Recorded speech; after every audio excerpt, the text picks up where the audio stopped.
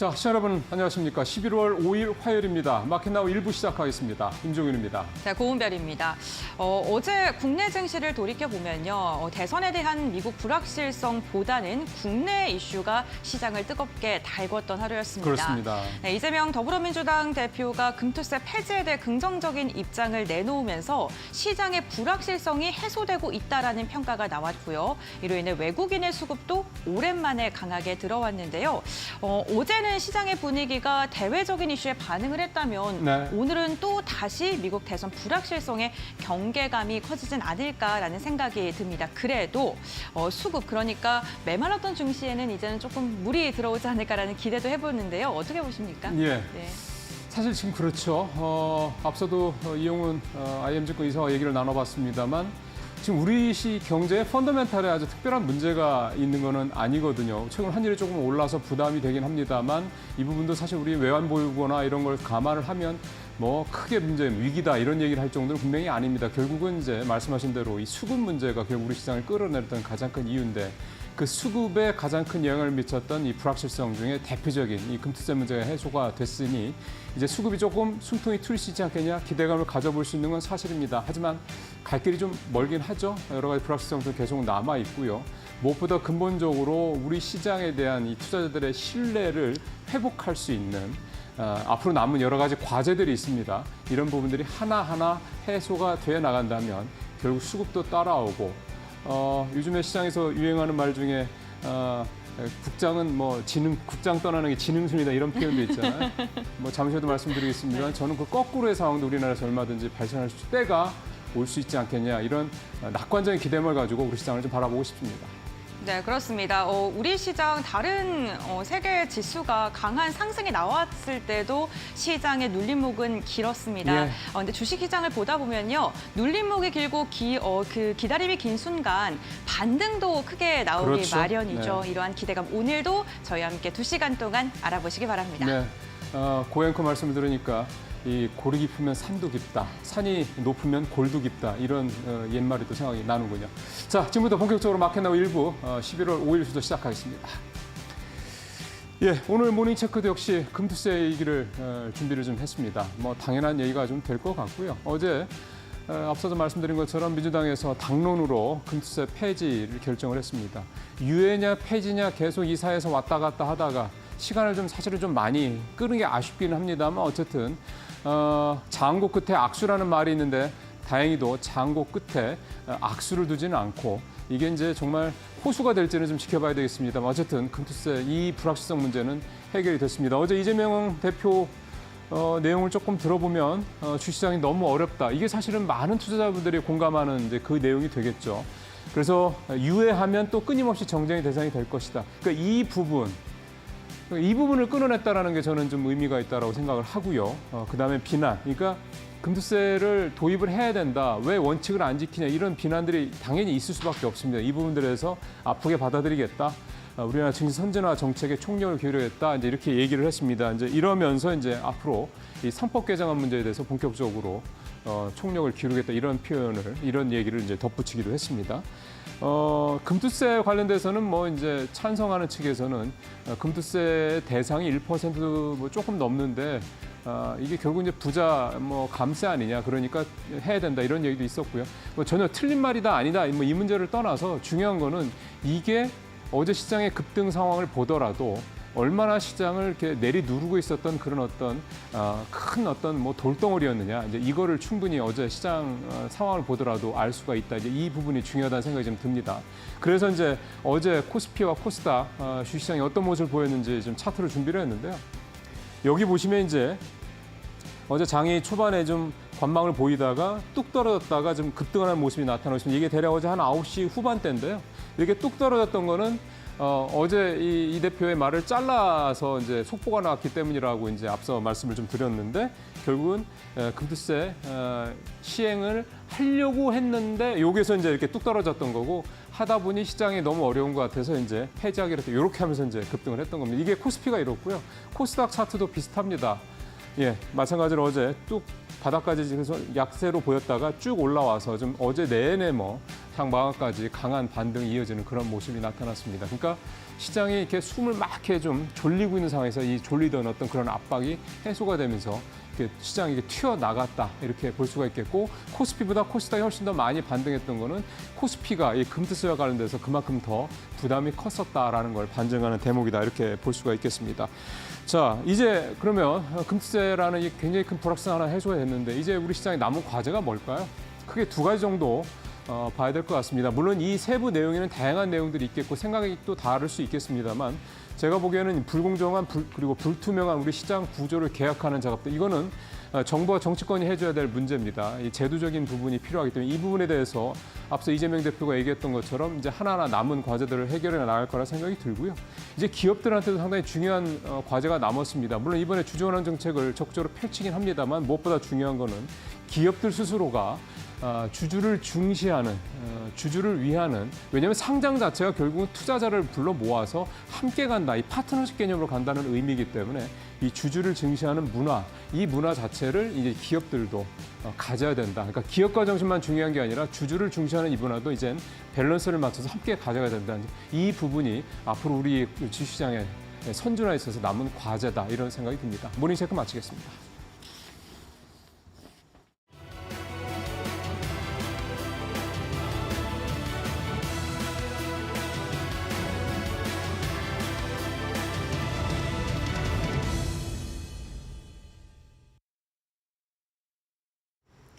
네, 미국 현지 시간으로 대선을 하루 앞둔 새벽 4일 뉴욕 증시는 일제히 하락 마감을 했습니다. 여러 가지 변동성에 대응을 하는 듯 했지만 결론적으로는 모두 하락한 채 마무리가 됐고요. 그 안에서도 엔비디아만 홀로 오름폭을 키웠고 다른 빅테크 종목들의 하락폭이 눈에 띄기도 했습니다.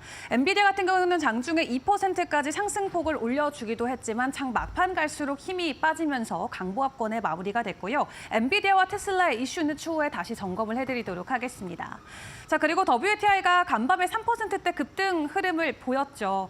지금 오펙 플러스에서 증산을 한 달 더 연기하겠다는 소식이 전해지면서 결론적으로는 3%대 유가 강세까지 이어졌고요. 그리고 뉴욕 증시에서 대선 이슈를 빼놓고 주목을 해봐야 되는 부분은 오는 8일부터 진행되는 다우지수 편입 종목이 되겠습니다. 엔비디아나 셔원 윌리엄스가 새로 다우존스에 편입이 되게 되는데 어떤 변동성을 가지고 올지 함께 지켜보시고요. 그리고 당장의 변동성은 바로 미국이 대선이 되겠습니다. 여러 가지 언론들의 전망들도 엇갈리고 있는 가운데 사실 긍정적인 부분보다는 증시에 불러들이는 변동성 때문에 부정적으로 표현되는 부분도 상당히 많습니다. 말 그대로 초박빙의 대선이 이어지면서 트레이드 관점에서는 상당히 어려운 한때를 보내고 있다는 게 한 줄 평가가 되겠네요. 자, 그럼 간밤 미국 증시에서 보내왔던 시그널들, 오늘 국내 증시는 어떻게 풀어가면 좋을지도 점검해드리도록 하겠습니다. 오늘 크게 세 가지 체크해보시는 게 좋을 것 같은데요. 어제도 이 SK 쪽에서 열었던 AI 서밋에서 젠슨왕 CEO의 발언이 이 SK 하이닉스를 필두로 반도체 관련주들의 강한 상승을 이끌어줬죠. 간밤에 엔비디아가 장중에 다시 한번 시가총액 1위를 탈환했다라는 소식이 오늘 추가적인 상승 모멘텀이 되어줄 수 있을지도 점검해보시는 게 좋을 것 같습니다.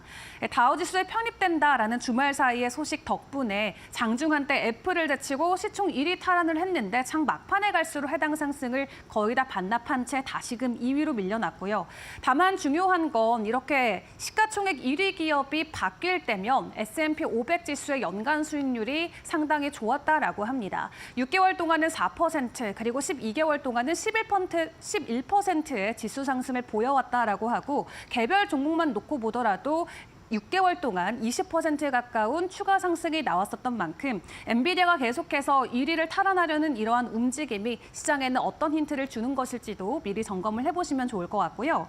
그리고 앞서 확인을 해보셨던 것처럼 테슬라는 오늘도 2%대 추가 지수 하락이 나왔습니다. 6거래일 연속으로 하락세가 이어지고 있고 지난 4월에 7거래일 연속으로 하락하면서 지금 보여지고 있는 6거래일 이 하락세는 지난 7개월 동안 가장 긴 폭의 하락세를 이어가고 있는 구간이고요. 긍정적인 실적 발표 이후에 급등 흐름이 나왔지만 그 뒤로는 상승분을 그대로 반납하면서 연중 기준으로는 2%대 지수 하락이 최종적으로 포착이 되고 있습니다. 간밤 추가적인 하락을 보였던 부분은 바로 중국에서의 테슬라 판매량이 급감했다라는 소식 때문이었는데요. 전년 대비는 5% 정도이지만 전월 대비는 22%대 급락하는 흐름이 나오면서 중국 안에서의 전기차 수요는 여전히 강한 가운데 테슬라만 안 팔리고 있다라는 이러한 수치가 테슬라의 주가를 끌어내렸습니다. 어제 국내 2차전지 관련주들의 분위기 상당히 긍정적이었는데 테슬라 향 2차전지 관련주들은 오늘 어떤 변동성을 보일지 같이 주목을 해보시죠. 자, 그리고 한국과 미국 쪽에 원전 수출 MOU 체결 소식이 전해졌습니다. 아직까지도 한수원과 미국의 웨스팅하우스의 갈등이 이어지고 있는 가운데 정부 단에서의 MOU가 먼저 나왔다라는 게 오늘 원전 관련주들에게는 어떠한 모멘텀이 되어줄지 지켜보셔야 될 것 같은데요. 간밤 미국 에너지부가 내놓았던 소식을 확인을 해보시면 해당 MOU 체결로 인해서 앞으로 수조 원 상당의 새로운 경제 기회가 제공될 것이다라는 코멘트가 나왔거든요. 원전 관련주들의 변동성 최근에 체코 원전 관련돼서 지난 한 주 동안 약간의 변동성이 나왔었는데 오늘의 국가별의 MOU의 체결 소식은 긍정적인 모멘텀이 되어줄 수 있을지도 지켜보시는 게 중요할 것 같습니다. 자, 그리고 오늘 우리 국내 증시가 진행되는 가운데 미국의 대선 본격적인 투표 진행이 됩니다. 국내 시간으로 오후 2시부터 진행이 되는데요. 결론적으로는 개표가 끝나야만 그 결과를 알 수 있을 것 같습니다. 현재 7개 경합주 안에서 오차 범위 안에서의 변동성이 거의 없기 때문에 미국 언론들도 사실상 동률의 과정이다라고 풀이를 하고 있고요. 현재 경합주의 상황이 굉장히 치열하기 때문에 마지막으로 해리스와 트럼프도 모두 경합주 안에서 강행군을 이어가고 있는 상황인데 오늘이 어떻게 보면 마지막으로 해리스나 이 트럼프 트레이드가 유효할 수 있는 큰 변동성을 보일 수 있는 마지막 시점이 될 수도 있을 것 같습니다. 해리스 관련해서는 수소나 2차전지 풍력 관련주들을 지켜보시는 게 중요할 것 같고요. 트럼프 관련해서는 방산이나 재건, 금융 관련주들의 변동성이 나올 수 있습니다. 오히려 투표 결과 이후에는 이 기대감으로 올랐던 관련주들에서 되려 하락세가 나올 수 있다라는 변동성에 주의를 해보시는 것도 굉장히 중요할 것 같고요. 오늘 국내 증시에서 여러 기업들의 실적 발표도 있습니다. 하이브나 위메이드 기업들의 실적 발표 주목하시면서 오늘 장중에 펼쳐지게 될 미국의 대선 이슈까지 이데일리 TV와 함께 꼼꼼하게 챙겨보시길 바라겠습니다.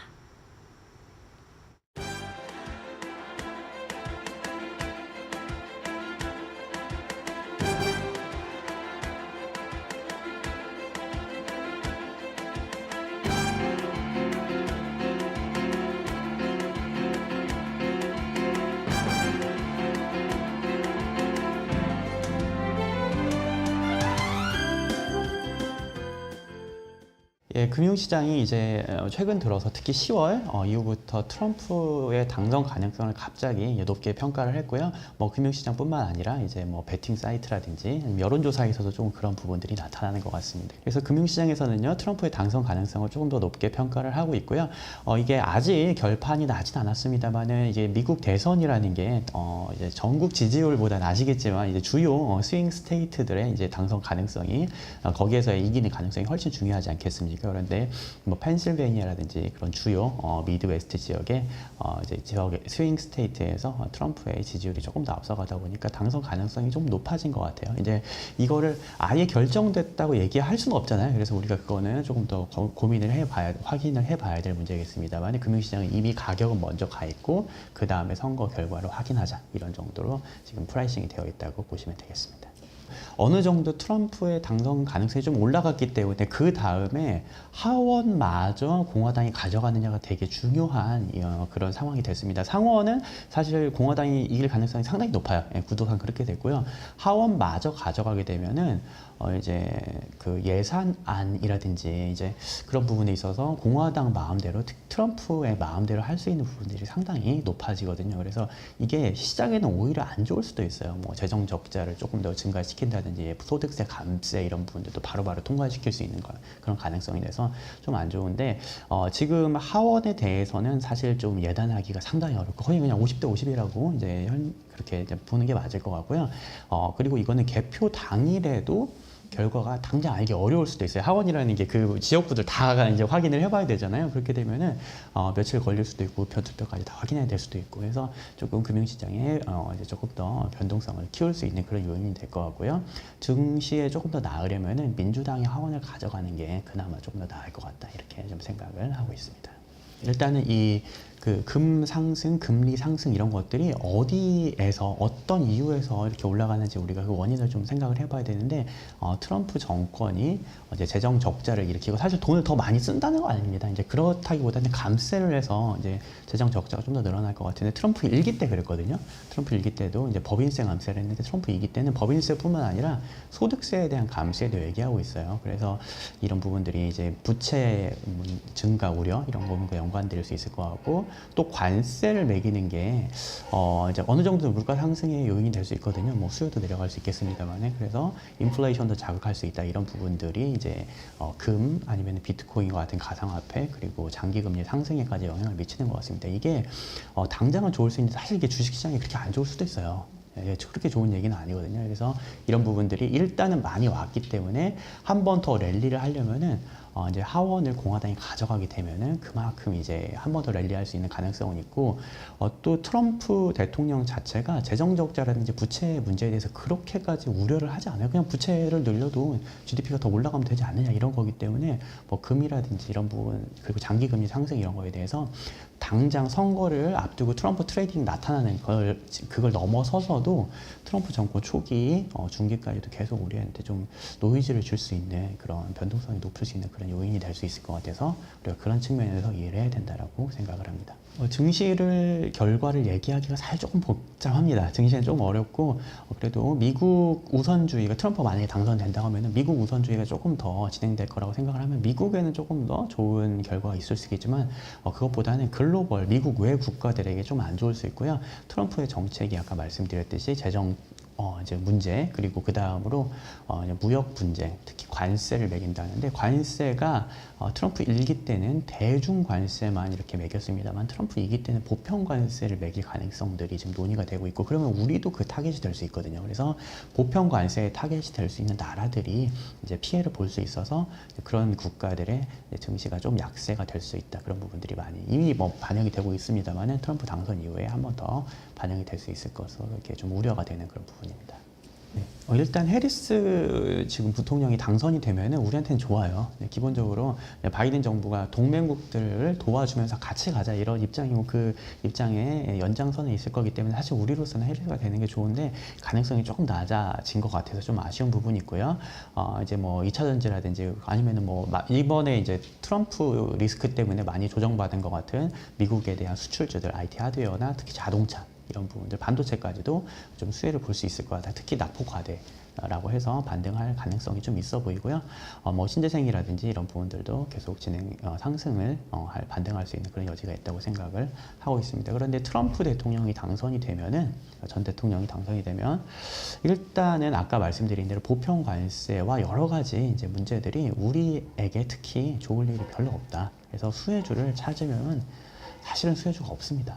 예, 그게 수혜주가 없어요. 그게 정답이고 피해주는 우리나라에서 만들어서 뭔가 물건을 만들어서 미국에 파는, 미국에 수출하는 그런 쪽이 피해주가 될 수밖에 없다고 생각을 하고 있고 그게 일단은 보조금이 끊길 수 있는 2차 전지 그리고 국내에서 만들어서 미국에 파는 과정에서 관세를 이제 부과받을 수 있는 자동차라든지 아니면 IT 하드웨어 같은 것들도 이제 뭐 중국에서 조립을 해서 가겠습니다만 그런 것들도 이제 좀 문제가 될 수 있지 않을까 이렇게 생각을 하고 있고요. 굳이 수혜주를 찾자면 이제 국내에서는 이제 방위비 지출과 뭐 나토 국가들도 마찬가지겠죠. 그러면서 방산 아니면 조선 또 중국을 견제하면서 이렇게 바이오 시밀러 아니면 그 이제 헬스케어 이제 관련해서 비용도 낮춰야 되니까요. 그런 부분들이 수혜를 볼 수 있을 것 같고 우리가 특히 이 무역 분쟁 관세 부과를 우려하다 보니까 관세를 맞지 않는 쪽에 대해서는 조금 더 이제 상대적으로 괜찮을 것 같아서 그래서 뭐 미디어 컨텐츠라든지 아니면은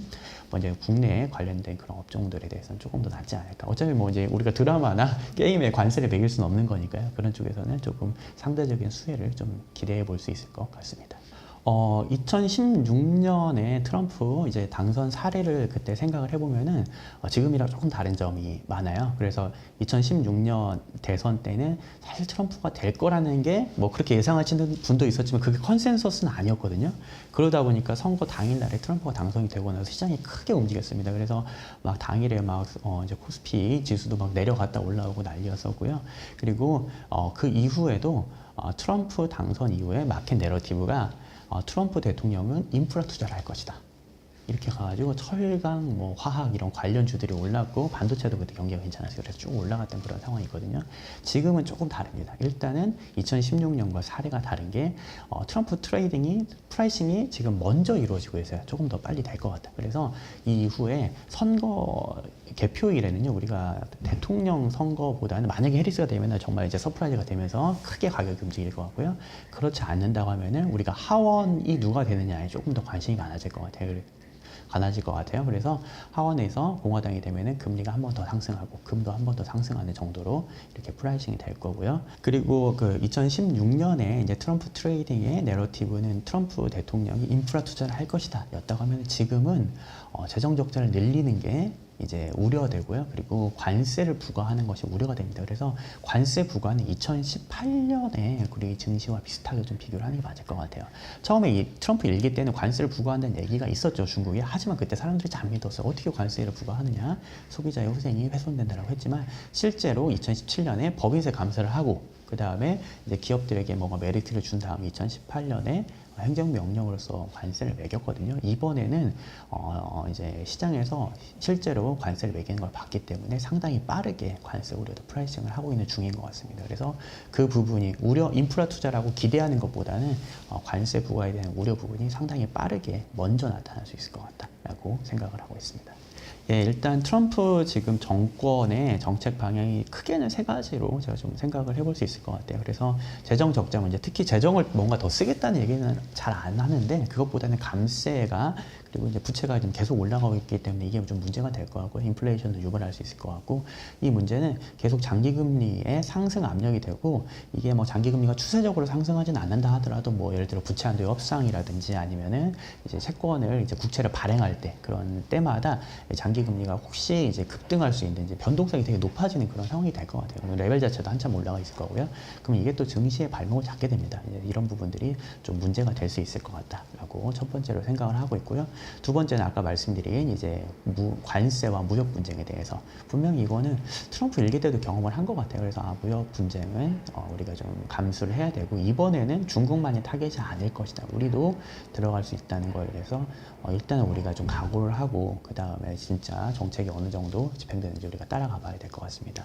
세 번째로는 지정학적인 문제가 될 것 같은데 이거는 이제 호재와 악재가 약간 뒤섞이는 것 같아요. 그래서 우크라이나 전쟁 같은 경우는 빠르게 휴전을 하겠다는 얘기인데 이게 사실은 이제 러시아의 입맛에 맞게 휴전을 하겠다, 땅을 떼우자 그런 얘기거든요. 이제 그게 안 좋을 수도 있겠습니다만 당장 유가 안정이라든지 그런 부분에는 전쟁 리스크 안정에는 조금 좋을 수도 있어요. 중동 리스크도 지금 계속 불거질 때마다 유가가 상승하는데 이것도 어떻게든 힘으로 누르면서 안정시키겠다고 하면 유가가 또 안정되는 그런 부분들이 있거든요.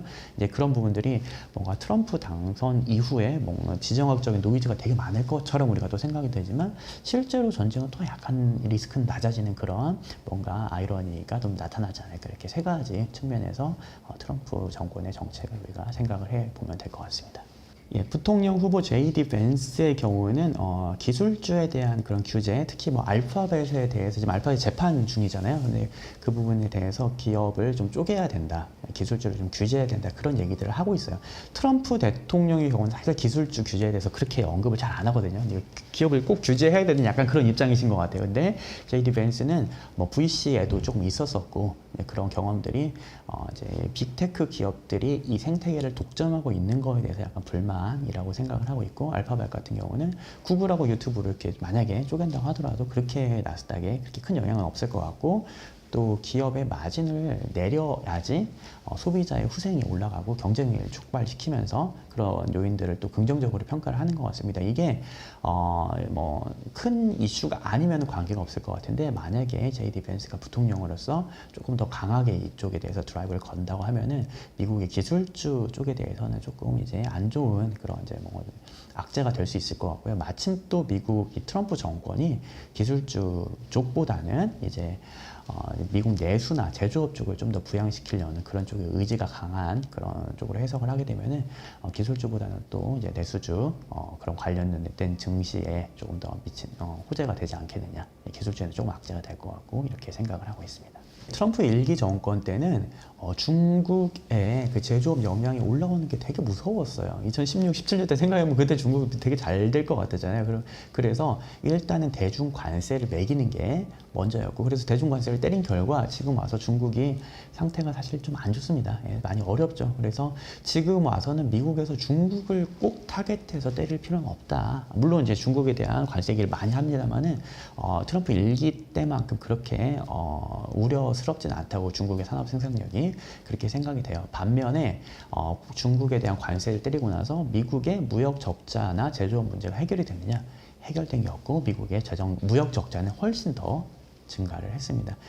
중국 외에 다른 나라들에서 다 수입이 더 늘어났잖아요. 뭐 베트남, 멕시코, 그리고 한국, 일본, 뭐 대만 이런 등지에서 더 이제 수입이 더 늘어난 상황이고요. 코로나를 거치면서 더욱. 그리고 미국의 제조업들은 이제 보조금을 줘가면서 뭔가 육성을 하겠다고 하지만 쉽지 않습니다. 그래서 미국 정부는 저번에는 이제 중국을 때리기 위해서 이제 뭔가 이제 관세 정책을 폈다고 하면 이번에는 미국 제조업을 살리기 위해서 미국 국경 내에서 생산하는 그런 제조하는 그런 기업들에게 가격 메리트를 주자라고 정책을 펼 거고요. 그게 보편 관세가 될 것 같아요. 그리고 지금 중국에서 생산하는 물건들이 관세를 맞고 들어오기도 하지만은 일부는 뭐 멕시코라든지 베트남이라든지 그런 국가들을 통해서 들어오게 되면은 관세를 회피할 수 있거든요. 이제 그래서 그게 사실 어떻게 되는지 잘 몰라요. 미국에서도. 그러다 보니까 어느 국경을 들어오든지 관세를 매기는 게 맞겠다는 그런 결론에 도달한 거 같고, 사실 그렇게 되면은 우리로서는 좀 좋을 게 없는데 이제 미국의 그 국민들이 관세에 대해서 우려를 하면서도 미국 제조업을 지켜야겠다는 그런 또 생각들이 좀 강하고 중국에 대한 규제 이런 것들도 계속 있다 보니까 우리도 좀 이제 보편 관세에 대한 걱정은 우려는 해야 되지 않나 이렇게 생각을 하고 있습니다. 재정학적 리스크가 사실 판단하기 되게 어려워요. 어려운데 일단은 재정학적 리스크의 전쟁 자체를 놓고 보면은 조금 휴전 가능성이 좀 높아 보인다라고 생각을 합니다. 우크라이나 전쟁이 일단 휴전하는 건 모두에게 호재예요. 유가도 내려갈 가능성이 있고요. 그리고 중동 리스크에 대해서도 이게 트럼프가 거의 뭐 억지를 부릴 수도 있습니다. 근데 여튼 트럼프의 위협과 이런 강력한 미국의 그 발언, 리더십 이런 것들이 리스크를 일단은 뭐 근본적인 해결은 안 되겠지만 억누르는 방향으로 진행을 하면서 트럼프 대통령 같은 경우는 미국 내에서 지금 하는 뭐 많은 정책들이 인플레이션 유발하는 정책이거든요. 소득세 감세, 뭐 아니면 뭐 관세 부과 이런 것들이 또 이민자를 안 받는 것들. 그래서 인플레이션을 낮추려면 유가를 낮춰야 돼요. 그래야지 금리 인하 한 번이라도 더 하거든요. 유가를 낮추려고 되게 노력을 많이 할 거고 미국 내에서도 에너지 개발을 할 거고요. 그런 상황에서 해외에서 이렇게 뭔가 분쟁을 일으키고 또 해외 파병을 해야 되고 뭐 재정을 지원해야 되고 그럴 일을 정말 반기지 않습니다. 그런 부분들이 미봉책일 수 있겠지만 당장에 뭔가 분쟁은 낮출 수 있는 그런 요인으로 작용한다고 생각을 하고 있고요. 트럼프 정권이 4년이에요. 앞으로 뭐 그 뒤에 벤스가 더 할 수 있을지 모르겠지만 일단 4년이거든요. 4년이면은 그 4년 동안에 미봉책이라 할지라도 뭔가 글로벌리 위협은 늘어나되 실제로 전쟁은 조금 줄어드는 전쟁 리스크는 그런 방향으로 우리가 이해를 하는 게 맞지 않을까 이렇게 생각을 합니다.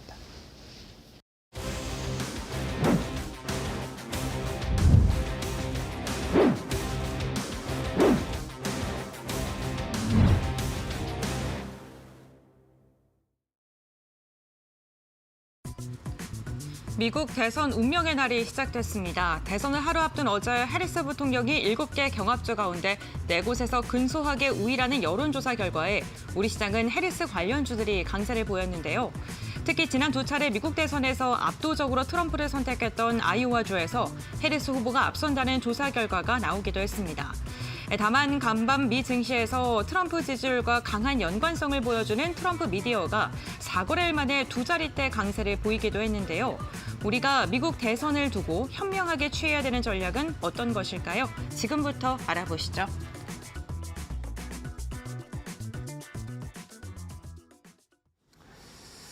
예, 이데일리 TV가 저희 오늘부터 미 대선 특집을 좀 시작을 했기 때문에 앞서 이제 IM 증권 이용찬 연구원 말씀은 잘 들으셨을 거고요. 그래서 오늘 평소보다 좀 구성이 좀 바뀌었습니다. 이슈레이다도 원래 두 분이랑 같이 하시죠. 오늘은 박근호 이사님하고 둘이서만 일단 진행을 하도록 하겠습니다. 물론 고은별 앵커 같이 합니다.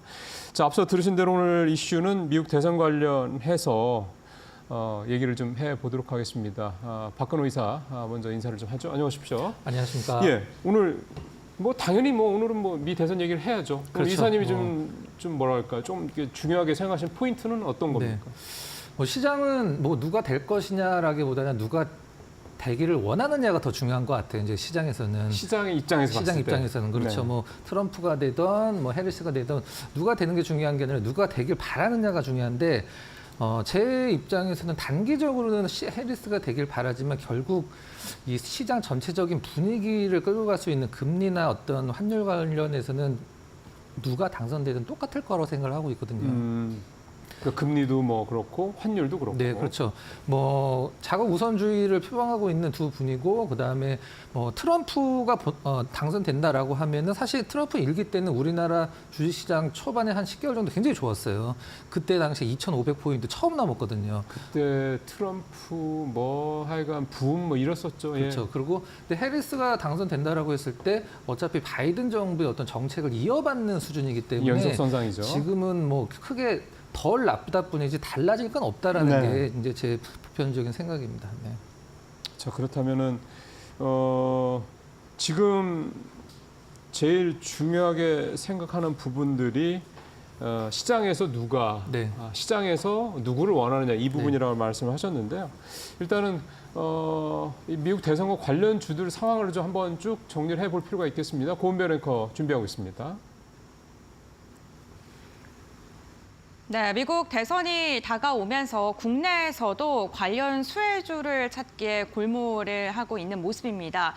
우선 국내 경제에서 긍정적인 영향을 미치는 건 트럼프 전 대통령보다는 해리스 부통령이 당선이 됐을 때 경제 그나마 괜찮을 것이다, 불확실성이 적을 것이다라는 분석이 나오고 있는데요. 사실 관련주들 저희가 5개를 추려봤습니다만 우리나라 자체가 미국과의 연관성이 굉장히 크기 때문에 전업종이 연관되어 있다. 라고 보시면 좋을 것 같습니다.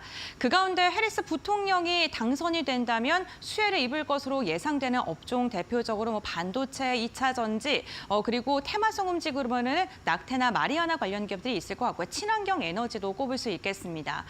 트럼프 전 대통령 같은 경우에는요, 금융주들이 좀 주목을 받고 있습니다. 금융주 같은 경우에는 시중은행의 금리가 올라갈 수도 있다라는 이런 분석이 조심스럽게 나오면서 이에 대해서 이익을 받을 수 있을 것이다라는 분석으로 이어지고 있는 건데요. 다만 제가 해드리고 싶은 말씀은 에너지 관련돼서는 조금 접근을 다르게 하셔야 될 것 같습니다.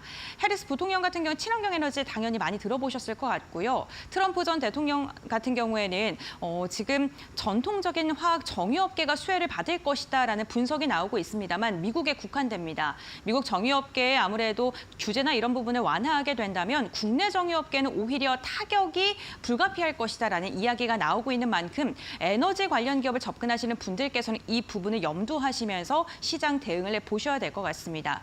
지금 공통적으로 움직이고 있는 대선 관련 기업을 보시게 된다면요. 방산과 바이오를 빼놓을 수 없을 것 같습니다. 다만 어제만 보게 된다면 방산과 바이오의 움직임은 사뭇 달랐습니다. 금투세 폐지에 대한 기대감 속에 바이오가 수혜를 입을 것이다라는 분석이 증권가에 참 많이 나왔고요. 이로 인해 바이오 알테오젠이 9% 이상의 강한 슈팅이 나왔고요. 반면에 그동안 많이 상승했던 방산, 대장주인 하나 에어로스페이스 같은 경우에는 차익 매도 물량이 출회되면서 3%가량 꺾이는 모습이 나타났습니다. 해리스 부통령과 관련돼서 지금 움직이는 부분, 특히나 어제 국내 증시는 해리스 부통령의 대선 가능성을 조금 손을 들어주는 분위기였습니다. 마리아나 관련 기업은 오성첨단 소재 7%가량 급등했고요. 2차 전지 관련 기업은 에코프로 BM 그리고 에코프로도 7%가량 상승했습니다. 다만 2차 전지는 노무라 증권의 긍정적인 코멘트가 힘을 실어줬다는 점 좀 체크를 해보셔야 될 것 같고요. 트럼프 전 대통령과 함께 연동돼서 움직이는 재건 관련 기업인 SG 같은 경우는 오히려 7%가량 빠졌습니다. 다만 어제 간밤에 미국 시장을 보게 된다면요. 트럼프 전 대통령과 함께 움직이는 트럼프 미디어가요. 두 자릿대 강세를 보였고요. 반대로 달러는 약세를 보이면서 시장 자체에서도 누가 승기를 잡을지에 대한 그런 불확실성은 아직도 여전한 상황입니다. 이러한 가운데서 우리는 어떠한 종목을 선택해야 현명한 전략으로 대응할 수 있을까요? 지금부터 알아보시죠. 예, 전체적으로 고은별앵커가 어제 또 오늘 상황까지 쭉 말씀했습니다. 어제 국장에서는 2차 전지주들이 좋았고 반면에 방산주, 우프라 재건주들이 안 좋았고 이것만 놓고 본다면 이제 이 해리스 쪽에 우위가 있는 것처럼 시장에서 좀 보고 있다 이런 얘기가 되는 거고 반면에 또 오늘 뉴욕 시장에서는 또 트럼프 미디어가 또 주가가 또 급등했던 걸 보면은 또 그렇지만도 않다 이렇게 또 볼 수도 있는 거고 종목 입장에서 봤을 때는 좀 그런 모습이 나타나고 있습니다. 시장은 이렇게 보고 있고 우리 이사님은 또 어떻게 보고 계신지 중요하죠? 일단 뭐 누가 당선되느냐에 따라서 어떻게 결정되는지는 좀 지켜봐야 되긴 하겠습니다. 제 기준에서는 주가에는 수혜를 받을 수 있지만 기업 자체의 어떤 실적적으로는 수혜를 받을 기업은 사실 거의 없다라고 생각을 하고 맞는 있고요. 말씀입니다. 네. 대신 두 후보 중에 어느 후보가 되든 간에 굉장히 안 좋은 섹터가 교집합이 하나가 있습니다. 그래요? 해리스가 되든 트럼프가 되든 이 업종은 굉장히 안 좋을 것이다라고 볼 수도 있는 업종인데. 그것도 중요하죠. 네, 피해야 그렇죠. 되니까. 그게 이제 철강이랑 화학인데 네. 일단 철강이랑 화학 같은 경우는 해리스 입장에서는 굉장히 저탄소 정책을 피기 때문에 그렇죠. 가장 쪽은 약간 피해를 받을 수도 있고 트럼프 입장에서는 또 자국 보호주의 관세를 굉장히 강조하기 때문에 철강과 화학은 두 후보 중에 어느 후보가 되든 간에 좀 굉장히 좀 불리한 입장에 있지 않을까라는 생각을 좀 여러분들도 같이 하셨으면 좋겠습니다. 근데 지금 중국 전인대 상무위원회 열려서 얘기 계속 나오고 있는데 이게 철강이나 화학 쪽에는 또 경기부양책 세게 나오면 또 확 또 뭐 바람을 넣는 거 아닙니까? 그럴 수도 있습니다. 원래 전인대 같은 경우는 짝수 달에 열리거든요. 그렇죠. 짝수 달에 열리는데 지금 11월 달인데 전인대가 왜 지금 하지?라고 생각을 하실 수도 있는데 중국 쪽에서 공식적으로 이제 오피셜로 밝히지는 않았습니다만 미국 대선을 보고 발표를 하겠다라고 이제 맞아요, 사실은. 뜻이거든요. 예. 근데 10조 위안의 어떤 경기부양책을 내놓을 것이다라고 예상을 하고 있는데 또 여기서 이제 뒤에 나온 얘기가 있어요. 트럼프가 당선이 되면 10조 위안보다 규모를 더 키울 수도 키우겠다. 있다. 네. 그다음에 위안화 절하 얘기까지 이제 나오고 있기 때문에 위안화 절하를 해서 어떤 관세에 대한 대응책을 미리 좀 내놓겠다.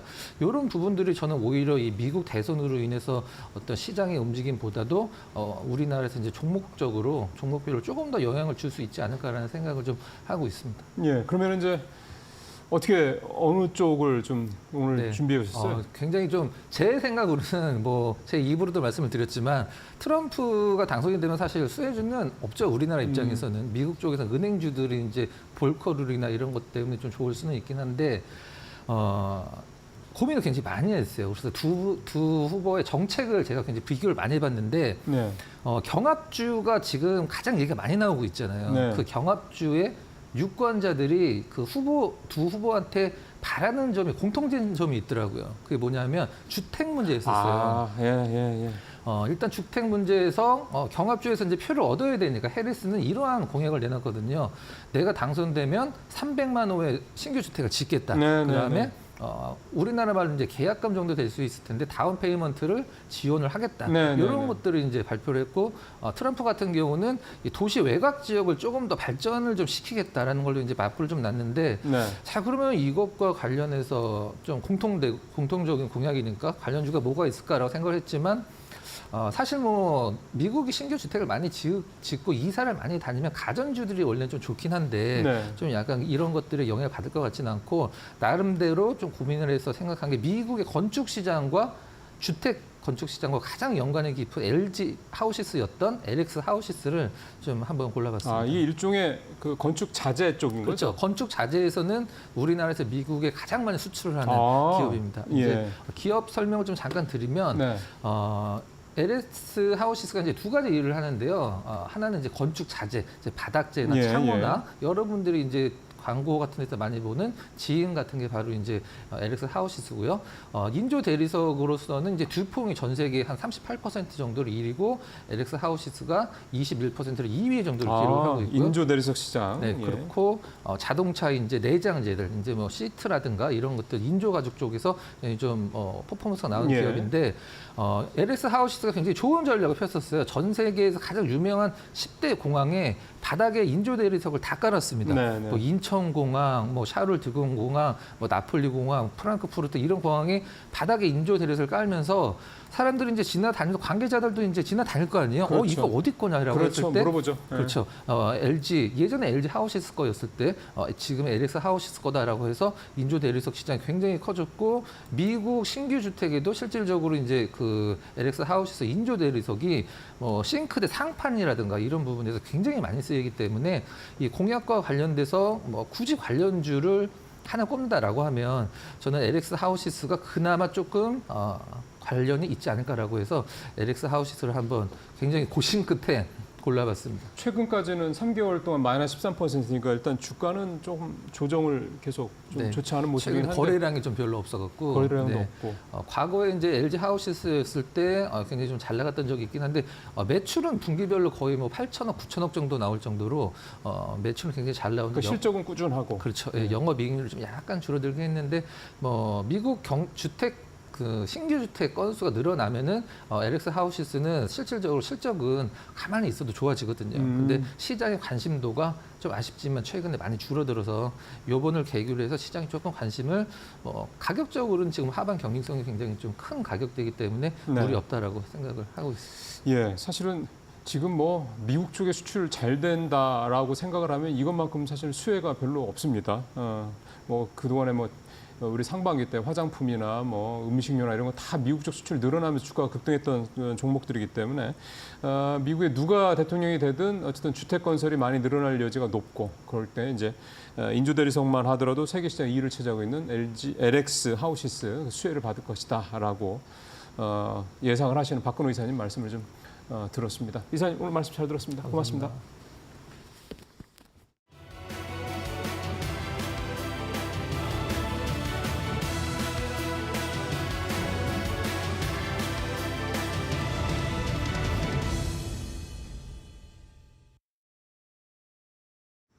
네, 마켓 리포트 시간입니다.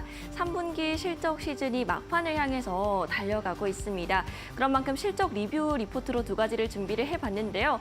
첫 번째는 한국타이어앤테크놀로지부터 보겠습니다. 하나증권에서 나온 리포트인데 주가가 많이 빠져서 투자 의견을 상향한다고 하네요. 그런 만큼 주가 흐름부터 살펴봐야겠죠. 현재 기준 주가가 3만 원대 중반 정도에서 움직이고 있습니다. 올 4월에 6만 원, 3천 원 정도였던 걸 생각을 했으면 큰 폭으로 내린 것을 확인을 할 수가 있겠죠. 4월이 아니라 당장 6개월 전만 비교를 하더라도 주가가 30%가량 빠졌는데요. 이렇게 주가는 부진한 흐름이 나타나고 있지만 이번 분기 실적은 굉장히 좋았습니다. 호실적을 발표를 했는데 매출은 2조 4,352억 원으로 분기 최대 실적을 냈고요. 영업이익도 4,702억 원으로 전년 동기 대비 18%가량 성장세를 보였습니다. 네, 이렇게 분기별 실적 추이 조금 더 자세하게 보겠습니다. 일단 유럽 지역에서 더 확실하게 좀 성장세가 확인이 가능하고요. 북미나 아시아 지역은 큰 폭의 움직임은 없었습니다. 그리고 매출 원가율마저 60% 초반대로 잘 유지가 1년 내내 되고 있는 상황인데요. 결국 이런 이유로 목표가는 5만 원, 그리고 매수 의견은 상향 조치됐습니다. 더 자세한 내용은 다음 장 넘어가서 더 살펴보도록 하겠습니다. 이번 실적에서 가장 빛났던 건 아무래도 수익성이 아닐까 싶습니다. 영업이익률이 무려 19.3%를 기록을 했는데요.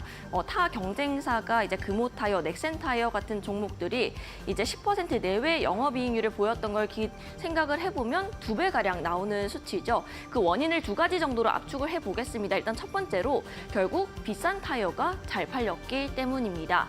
지금 18인치 이상 고인치 비율 추이가 표를 통해서 확인이 가능한데요. 3분기 기준으로는 45%, 그리고 24년 전체 평균을 내봤을 때는 46%입니다. 23년과 비교해서 확실히 표가 높아진 것을 확인을 할 수가 있죠. 수치상으로는 2.5%포인트 정도 개선이 됐습니다.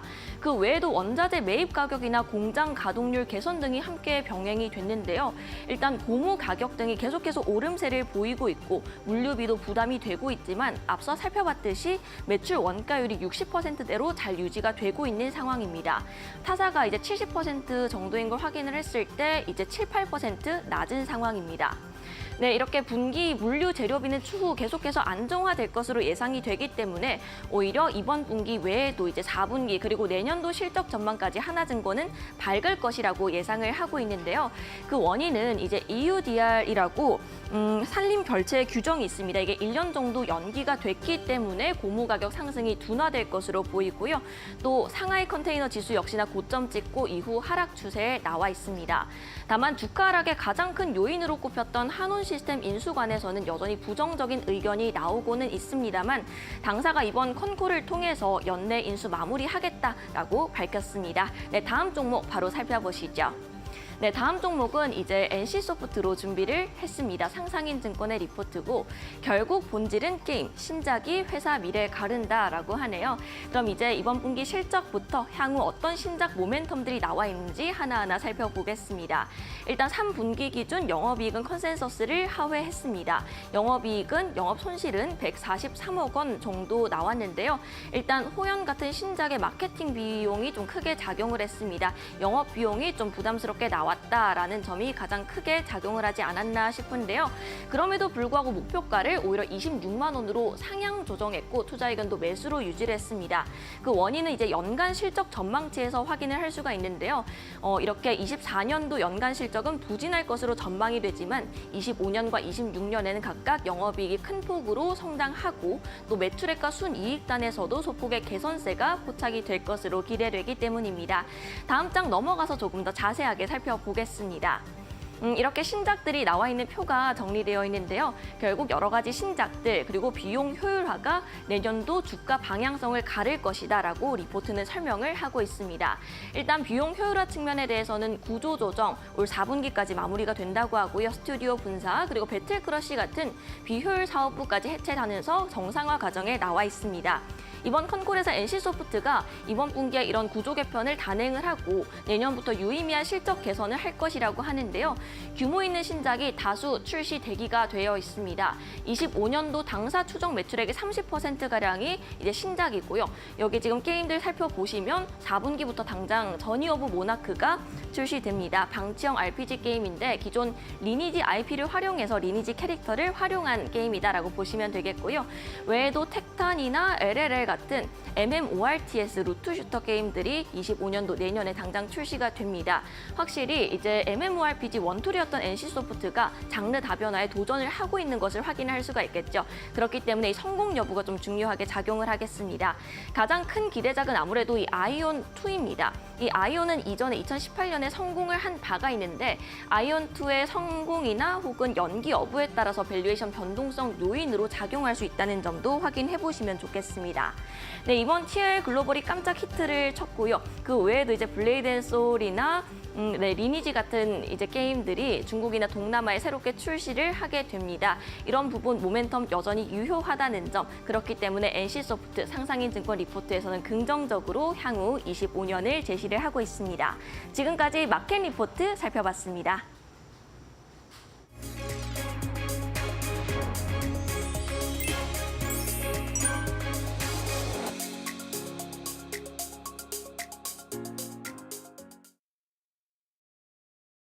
네, 전일 뉴욕 증시는 오늘부터 시작되는 대선을 앞두고 불확실성이 확대되면서 하락 마감했는데요.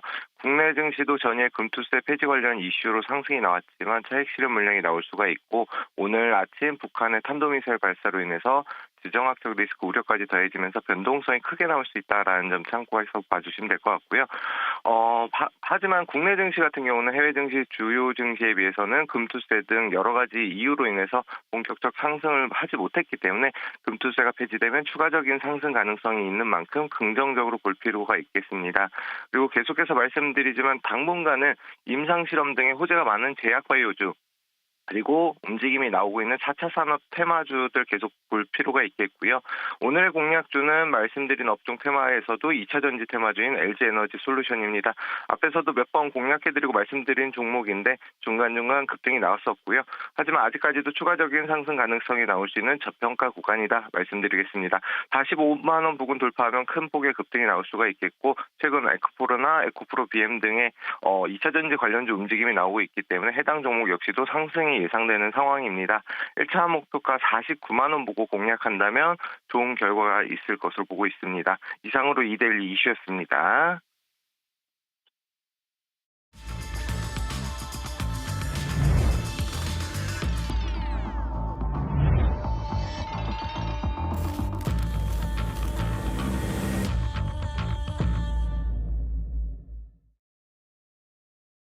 예, 8시 50분 넘어서 이제 개장까지 10분 정도 남았습니다. 자, 마켓 스탠바이 시간으로 바로 이어가도록 하겠습니다. 오늘도 두 분의 전문가, 오현진 팀장, 신일섭 위원, 그리고 권별 앵커와 함께하도록 하겠습니다. 어서 오십시오. 예, 대선 이제 결과를 지금 예측할 수는 없는 상황이고 워낙 초박빙이고요. 오늘 뉴욕 시장 끝난 거 보더라도 미국도 지금 사실은 이 결과를 전혀 가늠할 수 없기 때문에 굉장히 짙은 관망세 속에서 소폭 하락하면서 마감이 되는 그런 모습들이 좀 나타났습니다. 자, 우리 오현재 팀장부터 오늘 시장 어떻게 보시는지 탑3 한번 들어보겠습니다.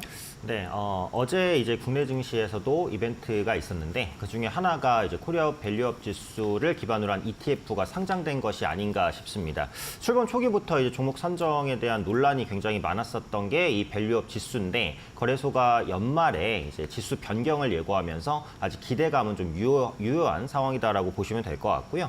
어제 밸류업 ETF가 이제 대거 상장이 됐기 때문에 이를 기반으로 한 펀드가 출시될 가능성이 또 높겠죠. 그러면 밸류업 지수에 포함된 100개 종목의 수급이 개선될 가능성도 높다라고 보시면 되겠습니다. 그래서 밸류업 지수에 포함된 종목 중에서 이제 시총 비중이 높은 종목을 보면 뭐 삼성전자나 SK하이닉스, 현대차 이런 종목군들 대표적이라고 볼 수 있겠죠. 이들 종목들이 모두 실적 대비해서는 분명히 많이 빠진 구간까지 왔기 때문에 밸류업 ETF 상장 그리고 펀드 출시 이런 부분으로 인해서 수급이 개선될 가능성이 높으니까 밸류업 지수에 포함된 종목 내에서 낙폭이 좀 컸던 종목들 관심 있게 보시면 좋을 것 같고요. 또 신한지주라든지 한국금융지주 같은 종목군들 실적 기대감도 높고 이번에 밸류업 지수에도 포함이 됐습니다. 주가가 재반등할 수 있는 계기를 마련할 수 있을 것 같으니까 이들 종목도 함께 보시면 좋을 것 같습니다.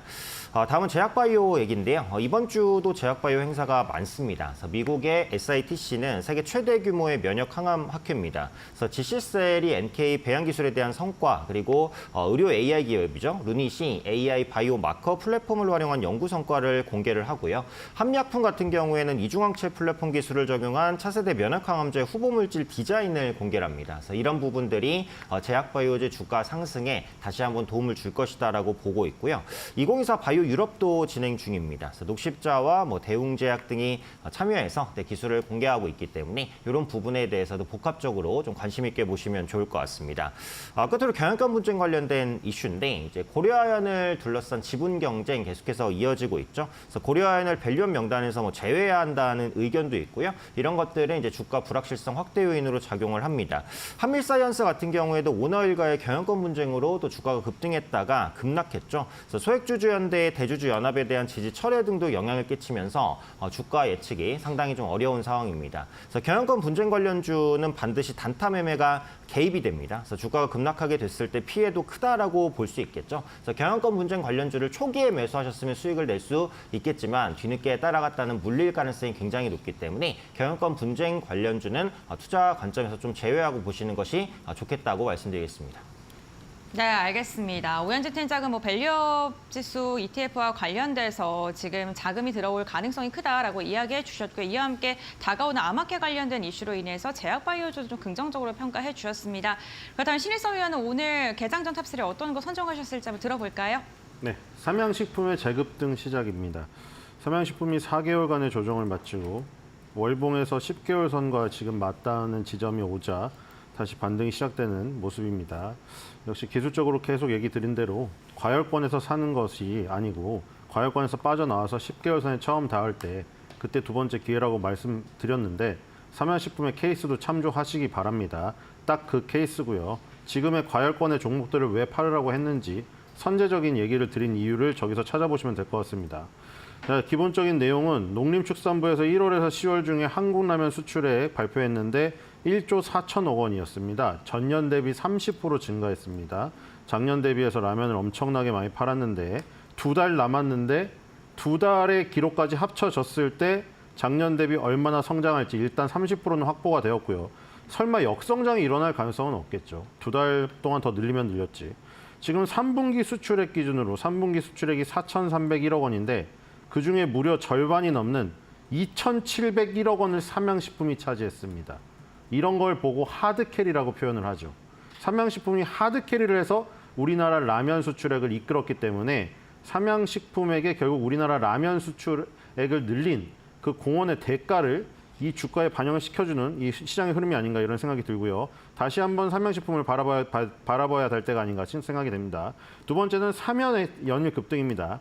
생소한 종목인데 자 우리나라에서 그 강원도에서 근무하시는 철책 근무 하시는 분들도 정말 수고가 많으시고요. 20대 초반에 젊은 남자분들.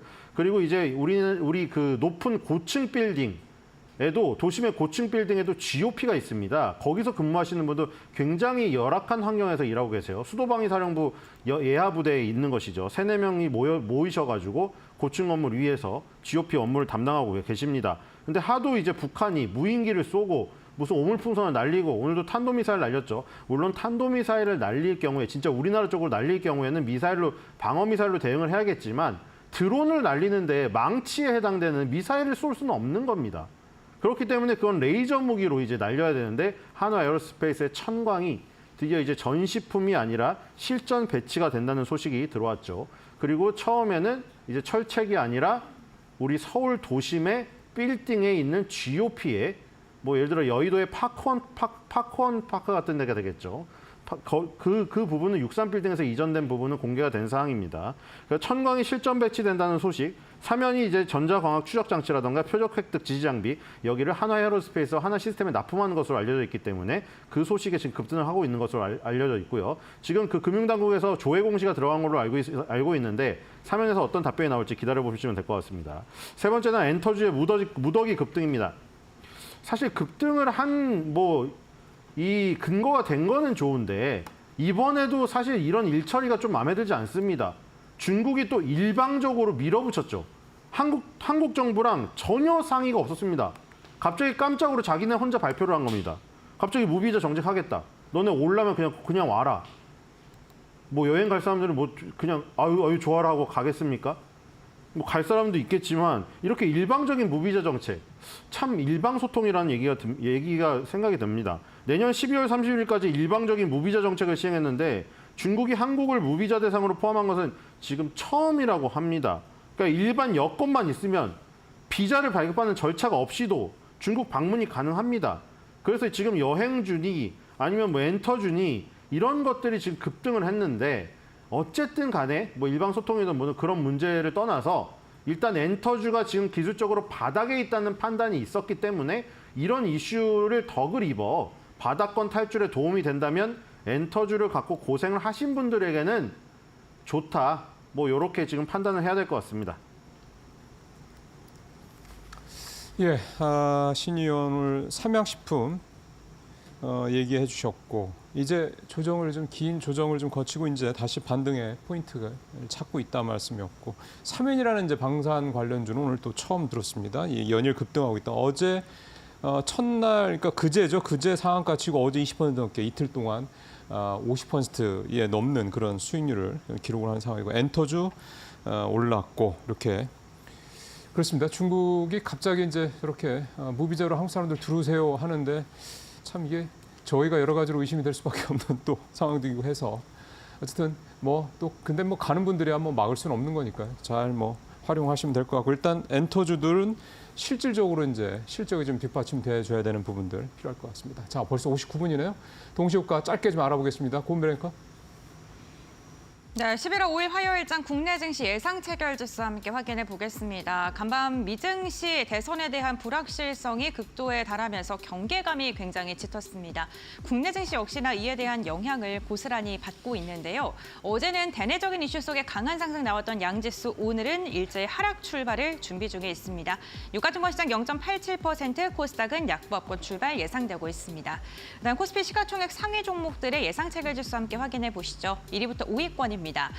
지금 1위부터 5위권 일제히 하락 출발 예상되고 있습니다. 지정 확정 리스크도 좀 발목을 잡고 있는 것으로 보이는데요. 어제 강한 상승 나왔던 SK 하이닉스는 보합권이고요. 나머지 종목 하락 출발 예상됩니다. 다음은 코스닥 함께 확인해 보겠습니다. 코스닥 같은 경우에도 지금 전반적으로 좀 희비가 엇갈리고 있는 가운데 알테오젠 힘이 좋습니다. 국내 증시 출발합니다.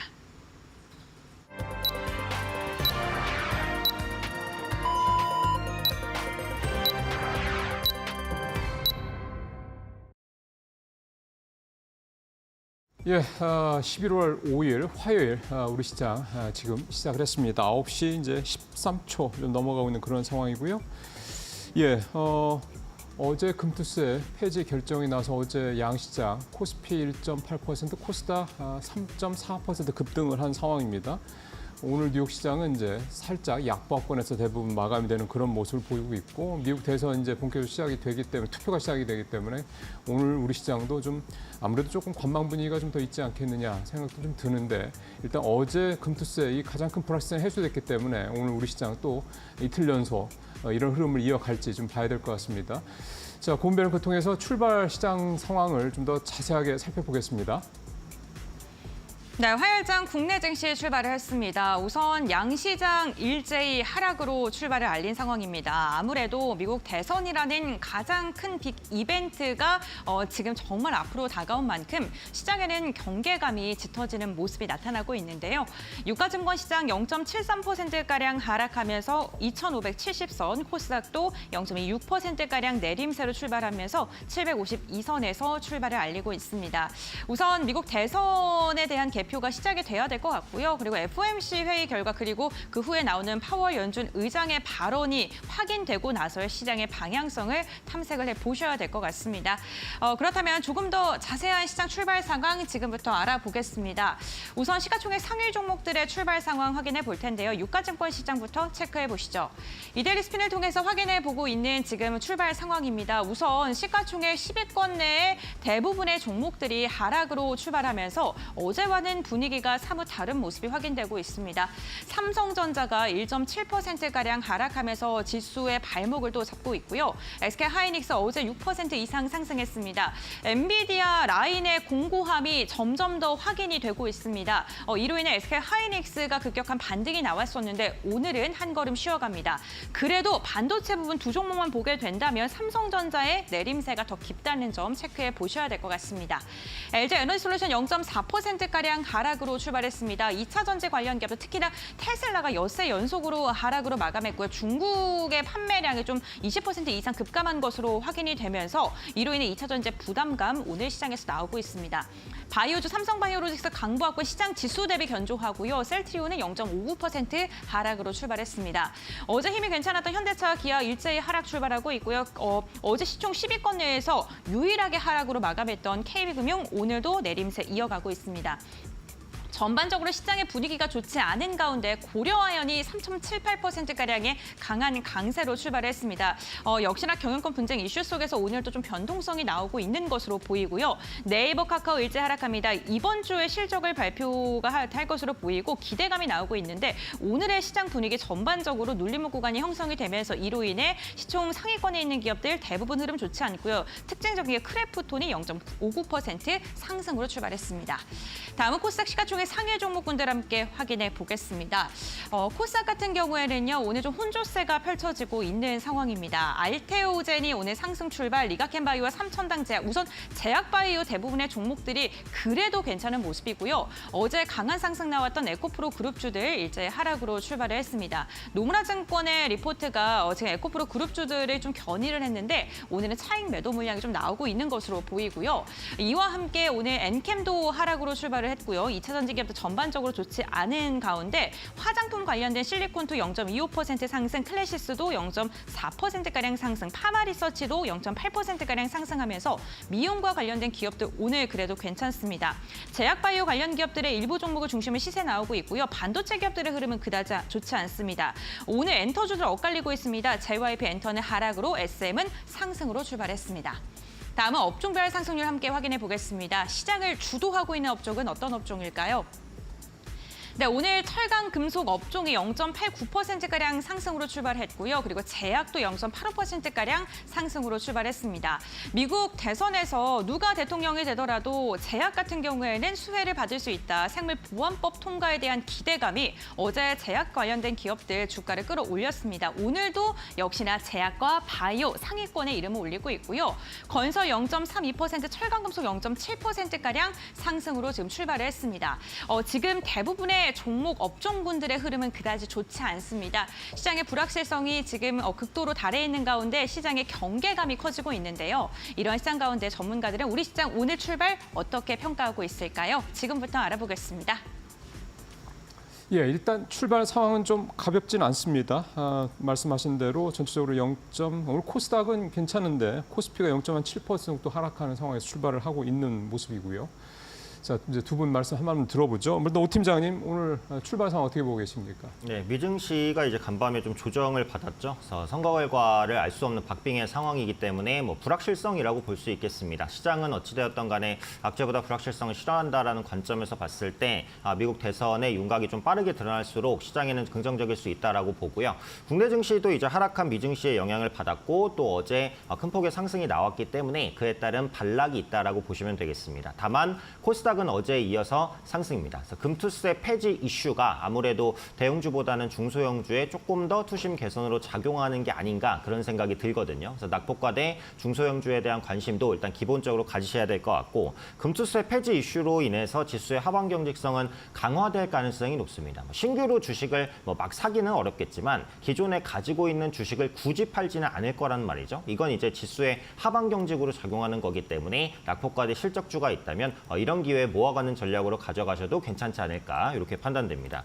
업종별로 흐름 한번 보겠습니다. 오늘 눈에 띄게 상승하는 업종은 이제 철강주입니다. 0.9%, 1% 가까운 이제 상승세인데 종목별로 보면 이제 고려하는 경영권 분쟁 이슈가 있으니까 조금 제외를 하더라도 한일철강이라든지 대한금속, 동일제강을 비롯한 철강주들 1% 안팎의 소폭 강세입니다. 중국 부양책에 따른 영향은 분명히 있다라고 보고 있어요. 그래서 중국 상무위원회에서 재정 부양책을 낼 것으로 보여지고 있습니다. 대규모의 부양책이 나올 것으로 보여지고 중국이 5%의 성장을 유지하기 위해서는 추가적인 부양책이 반드시 필요하거든요. 그래서 이런 부분들이 철강주의 투심을 계속 개선시킬 수 있다라고 보고 있습니다. 제약주도 오늘 소폭 상승입니다. 한미약품을 중심으로 해서 녹십자와 종근당 모두 1.7% 정도 강세권인데 앞서 말씀드렸듯이 제약바이오 행사, 미국의 면역학회 그리고 2024 바이오 유럽 이런 부분들 진행 중이고요. 4분기 실적 기대감 있는 제약바이오주들도 많습니다. 여전히 시장에서 선택할 수 있는 섹터라는 생각이 듭니다. 건설주는 특별한 호재는 없는데 역시 기술적인 위치 때문에 좀 올라오는 것 같고요. 반면에 IT와 자동차 업종이 약세입니다. 그래서 어제 반등을 보였기 때문에 그에 따른 반락이라고 보지만 실적 대비 많이 빠진 대표적인 섹터가 또 IT랑 자동차라고 보여지니까요. 이런 기회에 또 모아가시는 전략 짜가는 것도 나쁘지 않다라고 생각됩니다. 네. 오 팀장님, 금투세 관련해서 중소형주들 아무래도 오늘도 코스닥이 코스피에 비해서 좀 더 좋은 모습 보이는 게 이제 그런 의미로 봐야 될 것 같고 보니까 이제 중국 아무래도 좀 말씀하신 대로 상무위원회 이 회의 진행되는 것 때문에 중국 관련주들이 좋네요. 철강도 그렇고 오늘도 여전히 여행주 강한 모습 보이고 있고 그런 모습들이 좀 오늘 눈에 띄는 그런 업종이라고 볼 수가 있겠고 자 이번에는 이제 신 의원님 아침 시장 상황 어떻게 보시는지 궁금합니다. 네. 삼성그룹에 대해 걱정하시는 분이 지금 많은 것 같아요. 네. 지금 그 삼성도 노조가 생겨서 강력하게 또 이제 요구 사항이 많아지고 있고, 그리고 지금 뭐 최태원 회장이 그 사생활을 떠나서 일단 이 기업 그 경영의 측면에서는 이 CEO들도 결국에 실적, 뭐 수주 이걸로 결국 평가받는 거잖아요. 뭐 아무리 뭐 사생활 도덕적 논란이 있더라도 이 부분에서 해결이 안 되면 뭐 대접을 못 받는 거죠. 그렇죠. 지금도 마찬가지잖아요. 전화회의에서 분명히 삼성전자가 굉장히 긍정적인 의견을 내놨는데, 그러니까 삼성전자의 의견이 아니라 뭐 엔비디아에서 긍정적인 뭐 오퍼 같은 게 있었다. 엔비디아라고 밝히진 않았지만 다들 엔비디아라고 알고 있죠. 그 얘기를 나왔지만 양치기 소년이 돼버린 거죠. 삼성전자가 예전에도 계속해서 뭐 그 젠슨왕의 사인을 받았는데 몇 달이 지나고서야 안 나오고, 근데 지금 SK 최태원 회장은 굉장히 자신감 있는 표정으로 나와서 거기다가 젠슨왕의 CEO 인터뷰까지 영상으로 나와버렸단 말이죠. 나오면서 굉장히 뭐 이렇게 제스처도 이렇게 유효하게 하면서 굉장히 너무 빨리 달라고 해서 너무 정말 기업가 같다 뭐 이러면서 약간 뭐라 그럴까, 약간 그런 것도 있었을 것 같아요. 삼성전자 봐라 대놓고 우리는 막 엔비디아에서 지금 빨리 달라고 난리인데 너네는 아직도 컬도 안 됐냐, 뭐 약간 그런 것도 없지 않아 모르겠어요. 저 뇌피셜이니까 뇌를 안 들어가 봤으니까 모르겠는데 너무 정황상 그렇습니다. 지금 대비되는 게. 그렇죠? 한쪽은 전화회의에서 뭐 이제 긍정적인 게 나왔으니 뭐 기대 좀 해주세요, 뭐 이 정도 수준인데, 하이닉스는 지금 달라고 난리인데 우리 물량이 없다. 근데 빨리 달라고 하네. 그 젠슨왕 CEO는 하필이면 또 인터뷰까지 해줘버리고, 뭐 젠슨왕 CEO가 누구를 편애하지는 않겠죠. 뭐 자신의 어떤 상황에 맞게 그냥 인터뷰를 한 건데 지금 그렇게 시장에 먹힐 수밖에 없는 상황입니다. 그리고 이제 12월 달에는 국가바이오위원회가 출범합니다. 우리나라에서 지금 최초로 만드는 건데, 앞으로 우리 바이오 산업을 뭐 제대로 뭐 융성해보고자 만드는데, 이렇게 되면 또 그 정부의 중심도 포커스도 반도체에서 바이오에 맞춰져 버리는, 지금 여러모로 삼성전자한테 불리한 지금 상황이 지금 계속해서 나오고 있어요. 지금 뭐 6만 원 회복은커녕 지금 5만 7천 원을 지금 가고 있는 상황입니다. 오늘도 SK 하이닉스는 또 대비가 되고 있죠. 한때는 한미반도체와 에코프로비엠이 그렇게 실에 얽혔듯이 막 실타래 운동을 했었잖아요. 개인 투자자와 뭐 기관 투자로 나뉘어서 싸움도 벌어지는 구도가 되기도 했었고, 지금은 그게 반도체 안에서 일어나 버리고 있는 상황이에요. 삼성전자랑 SK 하이닉스가 마치 알고리즘에 얽힌 듯이 삼성전자가 떨어지면 SK 하이닉스가 오르고, SK 하이닉스가 떨어지면 삼성전자가 오르고, 지금 이 구도가 형성돼 버리면 상당히 좋지가 않아요. 우리나라는 이렇게 같이 시너지를 내면서 가도 균열이 크게 나면은 굉장히 어려운, 시장이 작은 요런 마켓인데, 지금 저런 식으로 가게 되면은 더 힘듭니다. 반도체랑 2차전지가 싸우는 걸 봐도 별로 좋지가 않았는데, 반도체 안에서조차 이러면은 분열의 분열이 여러 가지로 지금 나오는 상황이에요. 전체적으로 지수에는 상당히 좋지 않은 것이죠. 그러면은 계속해서 이제 그것만 찾아다녀야 되는 거예요. 이슈만 찾아다니고 그냥 조그만 데서 어떤 전투에서 이기는 거를 열심히 해야 되는, 이 우리나라 투자자들의 가혹한 환경에 더욱더 가혹함을 가중시키는 지금 결과가 나오고 있다. 좀 안타깝습니다. 예, 공감합니다. 삼성전자, SK하이닉스 보통 이제 같이 움직였는데 지금은 이제 완전히 별개로 따로 움직이는 그런 상황이 계속해서 지금 나타나고 있는 모습이죠. 지금도 SK하이닉스 1.6% 오르는 반면에 삼성전자는 이제 2%까지 낙폭이 좀 커지는 그런 모습이 좀 나타나고 있습니다. 자, 계속해서 고은별 앵커 통해서 지금 섹터별로 움직임들 한번 좀 알아보도록 하겠습니다. 네, 국내 증시 개장한 지 12분여가 흐른 상황입니다. 현재 양시장의 분위기는 엇갈리고 있는데요. 투자자들의 검색 빈도가 높은 섹터 싱가포르를 통해 먼저 확인해 보시죠. 오늘 투자자들은 어제 이어서 여행, 그러니까 중국과 관련되어 있는 섹터에 대한 검색 빈도가 가장 높은 것으로 확인되고 있습니다. 지금 빨간색 동그라미가 가장 큰 것으로 확인이 되고 있고요. 상승률 자체도 굉장히 좋아서 빨간색이 짙은 붉은색으로 지금 표현이 되고 있다는 게 확인이 되고 있는 상황입니다.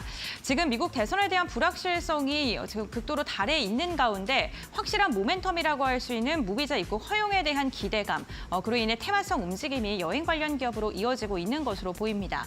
이와 함께 영풍그룹주에 대한 검색도 굉장히 많이 하고 있는 오늘인데요. 고려아연이 자사주 공개 매수와 유상증자 추진에 대해 법정 문제가 없다는 입장을 밝혔습니다. 금감원의 검사에 대해서 지금 반박을 하고 있는 건데요. 이로 인해 오늘 고려아연의 주가 추이도 굉장히 좋습니다. 함께 체크해 보시면 좋을 것 같고요. 해리스 부통령 관련 기업들 오늘도 좋습니다. 어제 국내 증시 해리스 부통령에 조금 손을 들어주는 모습이 나타났었습니다. 오늘도 여전히 해리스 부통령 관련 기업들의 시세가 지금 분출되고 있는 상황이고요. 섹터에 대한 검색 빈도도 굉장히 높은 것으로 확인되고 있습니다. 대내적인 이슈 속에 움직이는 제약바이오도 함께 확인해 보겠습니다. 지금 초당적인 합의안으로 지금 금투세 폐지가 진행될 것으로 보입니다. 11월에 본회의에서 처리하겠다라는 입장까지 나오면서 제약바이오가 가장 큰 수혜를 입을 것이다라는 증권가의 해석들이 잇따라 나오고 있죠. 이로 인해서 오늘 제약바이오 관련 기업들도 괜찮다는 점 체크해 보셔야 될 것 같습니다. 이렇게 투자들의 검색 빈도가 높은 섹터 싱크풀을 통해 확인해 봤고요. 이데일리 스핀을 통해서 시장을 주도하고 있는 종목들 살펴보시죠. 먼저 상승률 상위 종목부터 확인해 보도록 하겠습니다. 오늘 시장에서 가장 큰 상승률을 보여주는 건 자이글입니다. 가격 제한폭까지 상승을 한 상황이고요. 자이글 같은 경우 6거래일 연속 상승 추세 이어가고 있고 외국인의 매수세가 꾸준하게 유입되고 있습니다. 자이글 그 고기를 구워 먹는 그 기계를 만드는 회사이기도 합니다만 2차 전지 관련 기업으로 모멘텀을 맡고 있다는 점 체크해 보시면 좋을 것 같고요. 이와 함께 중국과 관련돼서 움직임 갖고 있는 오가닉티 코스메틱 화장품 관련 기업입니다. 가격 제한폭까지 상승을 했고요. 참 좋은 여행 20% 로란 풍선도 두 자릿대 강세. 오늘 여전히 여행 관련 기업들 화장품 관련 모멘텀 살아있다는 점 확인을 해보셔야 될 것 같습니다. 어제 리튬 관련 기업들 굉장히 괜찮았습니다. 하이드로 리튬이 리튬과 관련해서 판매와 생산을 본격화하고 있다는 소식이 전해지고 있는 가운데 오늘 대장주로서 두 자릿대 강세가 확인되고 있고요. 해리스 부통령과 관련된 움직임을 갖고 있는 기업들 가운데 금양그린파워, 신재생 에너지 관련 기업이 두 자릿대 상승 나오고 있고요. 윈스 같은 경우에는 13%가량 강세 나오고 있는데 개별 이슈로 인해서 오늘 모멘텀을 받고 있습니다. 이렇게 시장을 주도하고 있는 종목들 한번 확인해 봤고요. 다음으로는 거래량이 강하게 실리고 있는 기업들 살펴보겠습니다. 오늘 시장에서 가장 강한 거래량이 실리고 있는 기업들을 보게 된다면요. 휴마시스가 개장 직후에 지금 매수세가 강하게 나왔다가 현재 구간 5%가량의 오름세가 확인되고 있다는 점이 특징적입니다. 엠폭스와 관련해서 진단키트 관련 기업들 최근에 급등락을 보이고 있는데 오늘은 상승으로 돌아선 모습이고요. 삼성전자 매도세가 매섭습니다. 오늘 1.7%가량 하락하면서 수급 공방 치열한 상황 나오고 있습니다. 앞서서 금양그린파워와 함께 움직임을 가져가고 있는 게 SN입니다. 신재생 에너지와 관련돼서 오늘 거래량 4번째로 많이 실리고 있고요. 이와 함께 최근에 흐름이 좋았던 YG플러스 지금 지속적으로 차익 매도 물량 나오고 있고요. 오징어 게임 2에 대한 기대감 속에 급등했던 쇼박스도 오늘은 매도 물량이 나오고 있다는 점 확인을 해보시면 좋을 것 같습니다. 이렇게 시장에서 움직이고 있는 기업들까지 살펴봤고요. 전문가들은 어떠한 종목 눈여겨보고 있는지 지금부터 알아보겠습니다.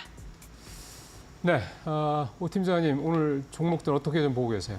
네, 아무래도 이제 금투세 폐지 이슈가 진행이 되면 앞서 말씀드린 대로 좀 눌렸었던 실적주라든지 아니면 성장주들이 재반등을 할 수 있다라는 관점에서 2차 전지주가 오늘 다시 눌리기는 하지만 계속해서 관심 있게 봐야 될 섹터라고 보고 있습니다. 포스코홀딩스 보시면요, 오늘은 이제 1.4% 조정이긴 한데 2차 전지 시황이 점진적으로 회복될 것으로 보이긴 합니다. 내년에 이제 유럽의 환경 규제가 어찌됐든 간에 강화될 것으로 보입니다. 전기차 관련주에는 긍정적인 이슈라고 볼 수 있을 것 같고요. 또 포스코홀딩스는 철강주이기도 하죠. 그래서 철강주는 앞서 언급드렸던 이제 중국 부양책에 따른 수혜를 일정 부분이나마 받을 수 있는 종목입니다. 그래서 2차 전지와 철강 모멘텀 모두 다 개선에 대한 가능성을 열고 있다. 다만 그에 비해서 주가는 바닥권에서 움직이고 있기 때문에 좀 부담 없이 접근할 수 있는 위치다. 이렇게 판단이 됩니다. 물론 4분기까지는 이제 2차 전지주의 실적을 기대하기는 좀 어렵고요. 내년 상반기 정도부터 개선될 것이기 때문에 폭발적인 반등보다는 좀 완만한 반등에 좀 더 무게를 두고 대응하시면 좋을 것 같습니다. 하이드로 리튬 한번 보겠습니다. 아까도 잠깐 이제 말씀을 해주셨는데 2차 전지 소재 사업을 영위하고 있는 업체고요. 오늘 상한가까지 진입하는 모습입니다. 그래서 국내 대기업향 배터리 수산화 리튬 생산 판매를 본격화한다라는 소식이 이제 어제 장마감 이후에 나왔습니다. 그래서 리튬 매출 확대가 분명히 기대가 되는 부분이고요. 2차 전지 호재로 인해서 이제 연속 급등을 좀 보여주고 있는 상황이죠. 거죠. 상한가까지 갔다라는 것은 2차 전지 호재에 시장이 좀 목말라 있고 호재가 나왔을 때 시장의 반응이 조금 더 크게 나타날 수 있다는 것을 의미합니다. 그래서 중소형주가 먼저 움직이고 대형주가 좀 뒤늦게 따라 움직이는 흐름으로 나타나지 않을까 그렇게 판단합니다. 오늘 하락하는 종목 중에서는 이제 NC소프트가 있습니다. 그래서 3분기 영업 손실이 143억 원으로 적자 전환을 했고요. 마케팅비라든지 영업비용 증가에 따른 영향이 있었다라고 보시면 되겠습니다.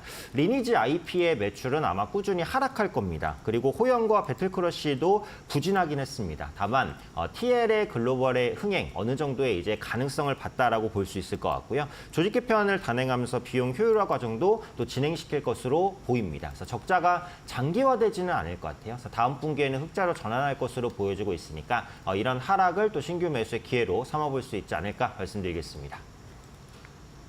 네, NC소프트까지 말씀을 들어봤고요. 자, 이번에 신일섭 위원 오늘 종목 얘기는 어떻게 좀 생각하고 계십니까?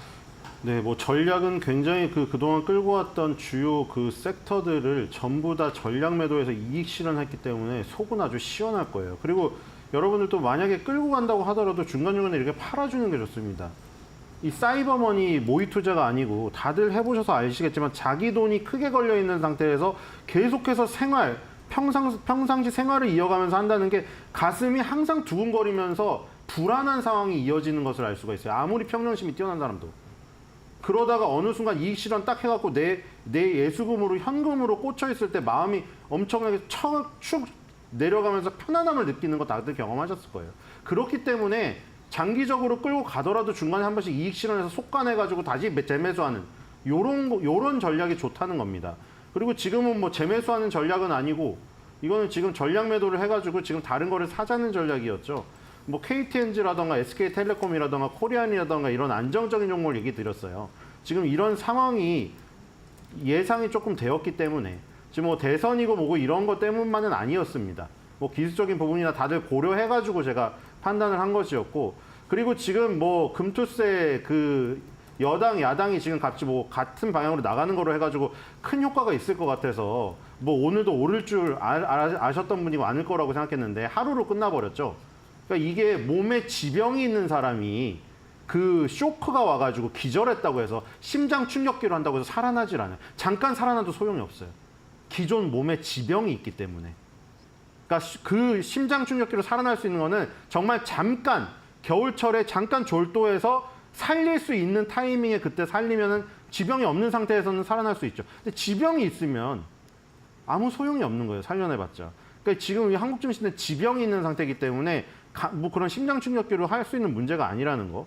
그리고 뭐 지금 주목해 봐야 될 이슈는 뭐 그런 것 같습니다. 뭐 SM이 굳이 뭐 여러 가지로 설명할 수 있는데 지금 뭐 저도 뭐 모르죠. 이게 몇 프로씩 됐는지는 아무도 몰라요. 미스터 마켓만이 알 수 있는데 우리가 사후 해석인 거죠. 저번에 주가 급락했을 때도 무슨 뭐 알고리즘 매매니 뭐 지금 엔캐리 트레이드니 이런 사후 해석은 많았지만 그게 몇 프로씩 작용해서 주가의 급락이 나왔는지는 아무도 설명할 수 없습니다. 그거는 미스터 마켓만이 알고 있는 것이죠.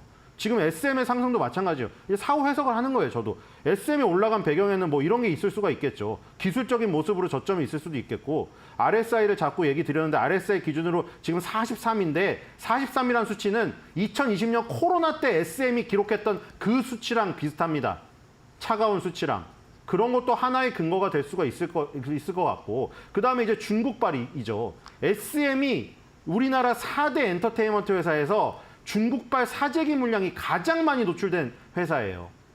중국 따이공들이 와가지고 혹은 온라인으로 우리나라 SM에서 나온 가수들 음반을 싸그리 다 완전히 사재기를 해가는 그쪽으로 노출이 가장 많이 되어 있습니다. 그거는 카리나 제외하고 나머지 멤버 중에 중국인 멤버가 있는 거 그것도 도움이 되는 것이고요. 그러니까 일본인 멤버가 많은지 중국인 멤버가 많은지 그것도 중요하게 따져볼 문제입니다. 그런 문제 때문에 오른 것도 있고요. 어쨌든 간에 엔터주, 거기다가 이제 하나 플러스 하자면 이제 마지막에 얘기 드리려고 빼놨는데, 온라인 자산운용이 JB금융지주를 건드려서 지금 엄청나게 올려놨죠. 그 다음에 SM도 많이 흔들어서 그때 재미를 봤죠. 물론 온라인 자산운용은 재미를 보려고 한 것은 아니라고 판단한 얘기를 계속 합니다만, 예를 들어 KTNG도 그렇죠. 플래시 캐피탈 파트너스라는 지금 사모펀드가 KTNG를 흔들고 있죠. 물론 KTNG에서는 뭐 씨도 안 먹히는 얘기라고 하고 있지만 인삼공사 분리하라고 요구하고 있죠. 근데 얼라인 자산운용이나 플래시 캐피탈이나 전부 지분이 1%밖에 없습니다. 근데 요즘에 그렇게 트렌드가 바뀐 것이죠. 여기도 지금 거버넌스 포럼이라고 하고 있지 않습니까? 그러니까 1%의 지분이든 뭐든 중요하지 않습니다. 1%를 가진 주주든 50%를 가진 주주든 메리츠 금융지주에서 얘기하는 것처럼 똑같은 주주로 대접을 하는 워렌 버핏의 버크셔 해서웨이 같은 이 스타일을 우리나라에도 접목시키려는 사모펀드들이 많아지고 있다는 겁니다. 그런 것들에서 흔들면서 국민연금과 함께 뭐 이게 흔드는 걸 또 기업 사냥꾼이라고 보는 측면도 있는데 제가 보기엔 그건 시기상조인 것 같고 어쨌든 주주들 입장에서는 좋죠. 왜냐면 저렇게 멍뚱멍뚱 매년 그냥 똑같은 얘기로 그냥 주가가 그러려니 하고 그냥 가만히 있던 어떤 임원들의 그런 마음을 흔들어가지고 주가의 모멘텀을 만들게 해주니까요. 그래서 그런 종목들 있죠. SM이나 KTNG 그리고 두산마켓 지금 얼라인 자산운용이 JB금융지주로 띄우고 그다음에 SM으로 갔다가 이 카카오에 패하고 그다음에 이제는 가장 큰 덩어리인 두산까지 건드리고 있습니다. 그리고 KTNG를 플래시 캐피탈이 건드리고 있고요. 그러니까 지금 이런 사모펀드들이 건드리는 종목들 주목해 보시면 좋을 것 같아요. 두산마켓, KTNG 그리고 SM 이렇게 보시면 될 것 같습니다. 네, 알겠습니다. 최근에 신일섭 위원이 지속적으로 현금화 전략을 말해주고 계신데요. 오늘 뭐 엔터주라던가 사모펀드와 연관되어 있는 기업들에 대해서는 관심을 좀 지속적으로 둘만하다라고 이야기해 주셨고요. 그다음에 이제 두 분과 오늘장 키포인트에 대해서 이야기 나눠보겠습니다. 오현진 팀장님, 오늘장 키포인트 어떤 거 꼽으셨을까요? 네, 역시 앞으로는 외국인의 수급이 좀 중요할 것 같습니다. 그래서 오늘은 외국인이 코스피, 코스닥 양시장에서 이제 순매도기는 하지만 코스피 시장에서의 매도 규모가 좀 줄어들었고요. 코스닥 시장에서는 계속해서 매수 우위가 좀 이어지고 있는 모습입니다. 원달러 환율도 고점을 찍고 하락하고 있기 때문에 외국인 입장에서도 국내 증시를 사기에는 이제 부담 없는 환율 수준까지는 왔다 이렇게 판단하고 있습니다. 그래서 이번 주에 이제 미국 대선 결과가 가시화되고 FOMC까지 지나가면 이제 증시 불확실성 요인은 줄어든다라고 보고 있어요. 그래서 그 이후에 시장 안정을 한번 기대를 해보고요. 앞서 말씀드린 대로 실적주 중심 혹은 실적 개선 기대주 중심으로 수급이 유입될 것 같습니다. 그래서 엔터주라든지 뭐 게임주 실적 개선에 대한 모멘텀이 있는 이런 섹터를 집중적으로 보자 말씀드리겠습니다. 네, 알겠습니다. 오 팀장님께서는 수급이 지금 메말라 있는 상황에서 외국인 수급이 좀 유의미하게 들어오는 기업을 중심으로 해서 눈여겨보자라고 이야기해 주셨고요. 신 의원님께서 오늘장 키포인트 어떻게 선정하셨을까요? 네, 이제 미대선 FOMC 변동성 최대학대 구간 투자 보류라고 얘기를 드렸는데 뭐 풀어서 살짝만 설명드리면 이제 손에 더 많은 돈을 쥐고 씨앗을 새로 뿌릴 거를 어디다 뿌릴지 결정할 시간을 좀 갖는 시간이 됐으면 좋겠네요. 하나 에어로스페이스, 그다음에 메리츠 금융지주, 알테오젠 이렇게 방금 바의 대표 종목 1등주들 있잖아요. 전부 전략 매도 실현하여 이미 매도 사인은 2, 3주 전에 드렸고 그 돈을 가지고 새로 씨앗을 뿌릴 겨울에 농부처럼 국리를 하는 시간입니다. 그런 시간을 가지시기 바랍니다. 네, 알겠습니다. 두 분 역시나 오늘 공통적으로 미국 대선의 불확실성 해소 구간을 소화해야 된다라고 이야기를 해주셨네요. 오늘 두 분 말씀 여기까지 듣겠습니다. 고맙습니다. 네, 수고하셨습니다.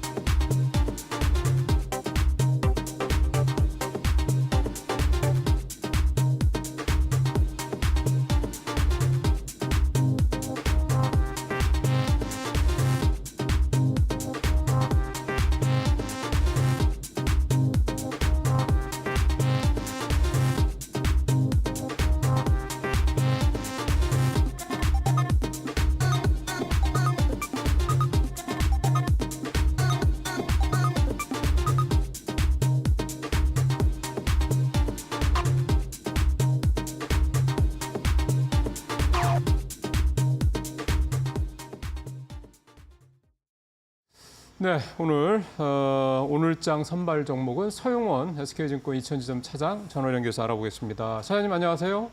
네, 안녕하세요. 오늘 일진전기 준비하셨던데 어떤 의미입니까?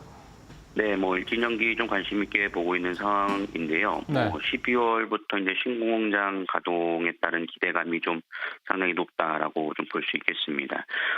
일진전기 같은 경우에는 홍성에 이제 공장을 682억 원을 투입해가지고 초과압 변압기 공장 증설을 발표를 했고요. 이 부분이 12월 달에 이제 완공이 되면서 생산에 대한 기대감이 좀 더 높아질 것이다라는 흐름이 있습니다. 최근 들어서 일진전기가 변압기 쪽에 대한 매출 증가가 상당히 좀 크게 증가하는 모습들이고, 특히나 미국과 유럽 시장에 대한 변압기 매출 증가가 두드러지게 나타나주고 있는 상황 속에서 현재 생산량의 증대는 훨씬 더 좀 매출에 대한 파이가 커질 수 있다라고 좀 볼 수 있겠습니다. 현재 공장 증설에 대한 가동이 좀 들어가면서 25년 하반기부터도 실적이 이제 확실히 좀 개선될 것이다라는 기대감이 좀 높아지고 있고요. 매출액 대비 수주잔고 비율이 5배까지 좀 올라와 있는 상황입니다. 그렇기 때문에 생산한 만큼 판매가 다 이루어진다라고 좀 볼 수 있는 상황이기 때문에 거기에 따른 업황 기대감이 상당히 크다라고 볼 수 있겠습니다. 그로 인해서 최근 외국인과 기관 수급들도 좀 들어와 주고 있고, 여전히 주가도 좀 높이 올라와 있는 흐름이지만 실적 성장이 더 나올 수 있다는 점에서는 주가 상승도 좀 노려볼 수 있지 않을까 생각하고 있습니다. 예, 좋습니다. 자, 그렇다면 이제 어느 정도 가격대를 좀 볼 수 있을까요? 네, 오늘 제가 가격대는 전일 종가 부근에서 좀 말씀을 드렸는데, 오늘 좀 강하게 좀 상승을 했다가 좀 윗꼬리가 좀 달린 모습입니다. 물론 현재 가격도 크게 무리는 아니라고 좀 판단이 되지만, 다만 이제 분할 매수에 대한 대응은 충분히 필요할 것이다라고 말씀을 좀 드릴 수 있기 때문에 그 점을 좀 참고하셔서 매수가를 좀 잡아보시면 좋을 것 같고요. 우선 1차적인 목표가는 전고점 자리인 3250원을 좀 잡아드립니다만, 내년 추가 성장세가 이어진다라면 전고점 돌파도 좀 노려볼 수 있을 것으로 예상이 좀 되고 있고요. 손절가는 기술적 이탈 자리인 2만 원 좀 잡아드리도록 하겠습니다. 네, 목표가 3만 원 조금 넘게 한 10% 정도 수익률을 좀 바라볼 수 있는 종목이다, 이렇게 말씀해 주셨습니다. 차장님 말씀 잘 들었습니다. 네, 감사합니다. 예, 이제 마켓나우 1부 마치도록 하겠습니다. 지금 장 상황 잠깐만 좀 보면 코스닥은 0.5% 플러스 여전히 유지를 하고 있고요. 코스피가 0.7%까지 아까 개장 초반 상황 그대로 유지를 하고 있는 모습입니다. 개인만 사고 있고, 어제는 코스피, 코스닥 다 외국인이 샀는데 오늘은 외국인이 또 둘 다 팔고 있는 그런 상황이고, 환율은 오늘은 조금 오르네요. 1,375원 기록을 하고 있습니다. 네, 마켓나우 1부 여기서 마무리하고요. 계속해서 이지혜 앵커의 이코노미 톡으로 이어지겠습니다.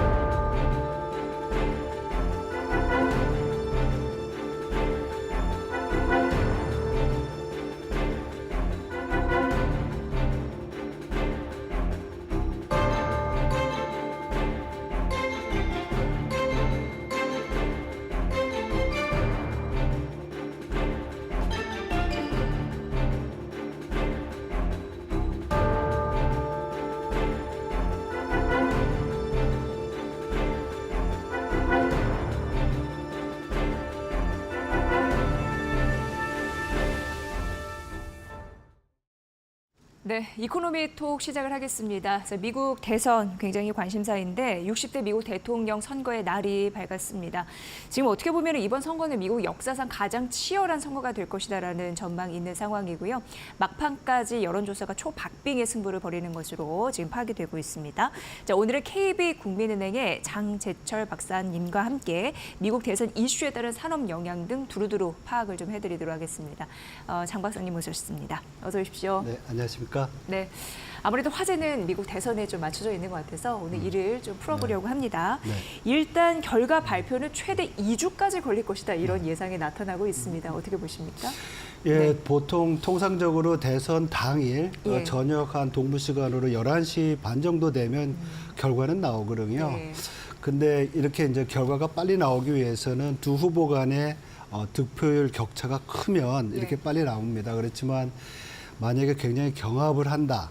그리고 2016년 그러니까 트럼프와 바이든 지난번 선거 때와 같이 뭐 코로나 이런 이슈들이 있다고 하면 사전 투표가 많잖아요. 그리고 우편 투표가 많고 그러면 이거 집계하고 다시 또 기록하는데 시간이 많이 걸려서 어쩌면은 뭐 2주가 걸린다는 얘기가 나옵니다. 그러니까 얼마 전에 제일 대표적으로 예가 뭐냐면 아리조나 같이 넓은 지역은 투표하기 어렵잖아요. 그러니까 사전 투표를 많이 한다고 그럽니다. 그리고 그 중에서 우편 투표를 하는데 우편 투표를 투표 당일날까지 받고 또 그걸 수정할 수 있대요.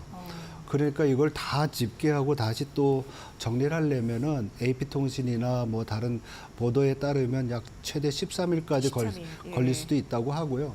특히 또 시장에서 우려하는 것은 뭐냐면 만약에 둘 중 한 후보 중에 하나가 불복을 할 경우. 그렇죠. 그러니까 옛날에 조지 부시랑 엘고 둘이 이제 대선 경합을 할 때 그때 이제 플로리다에서 투표율의 격차가 굉장히 작았어요. 0.05% 미만으로 나왔어요. 그러면 플로리다 법에 따르면 재검표를 해야 된답니다.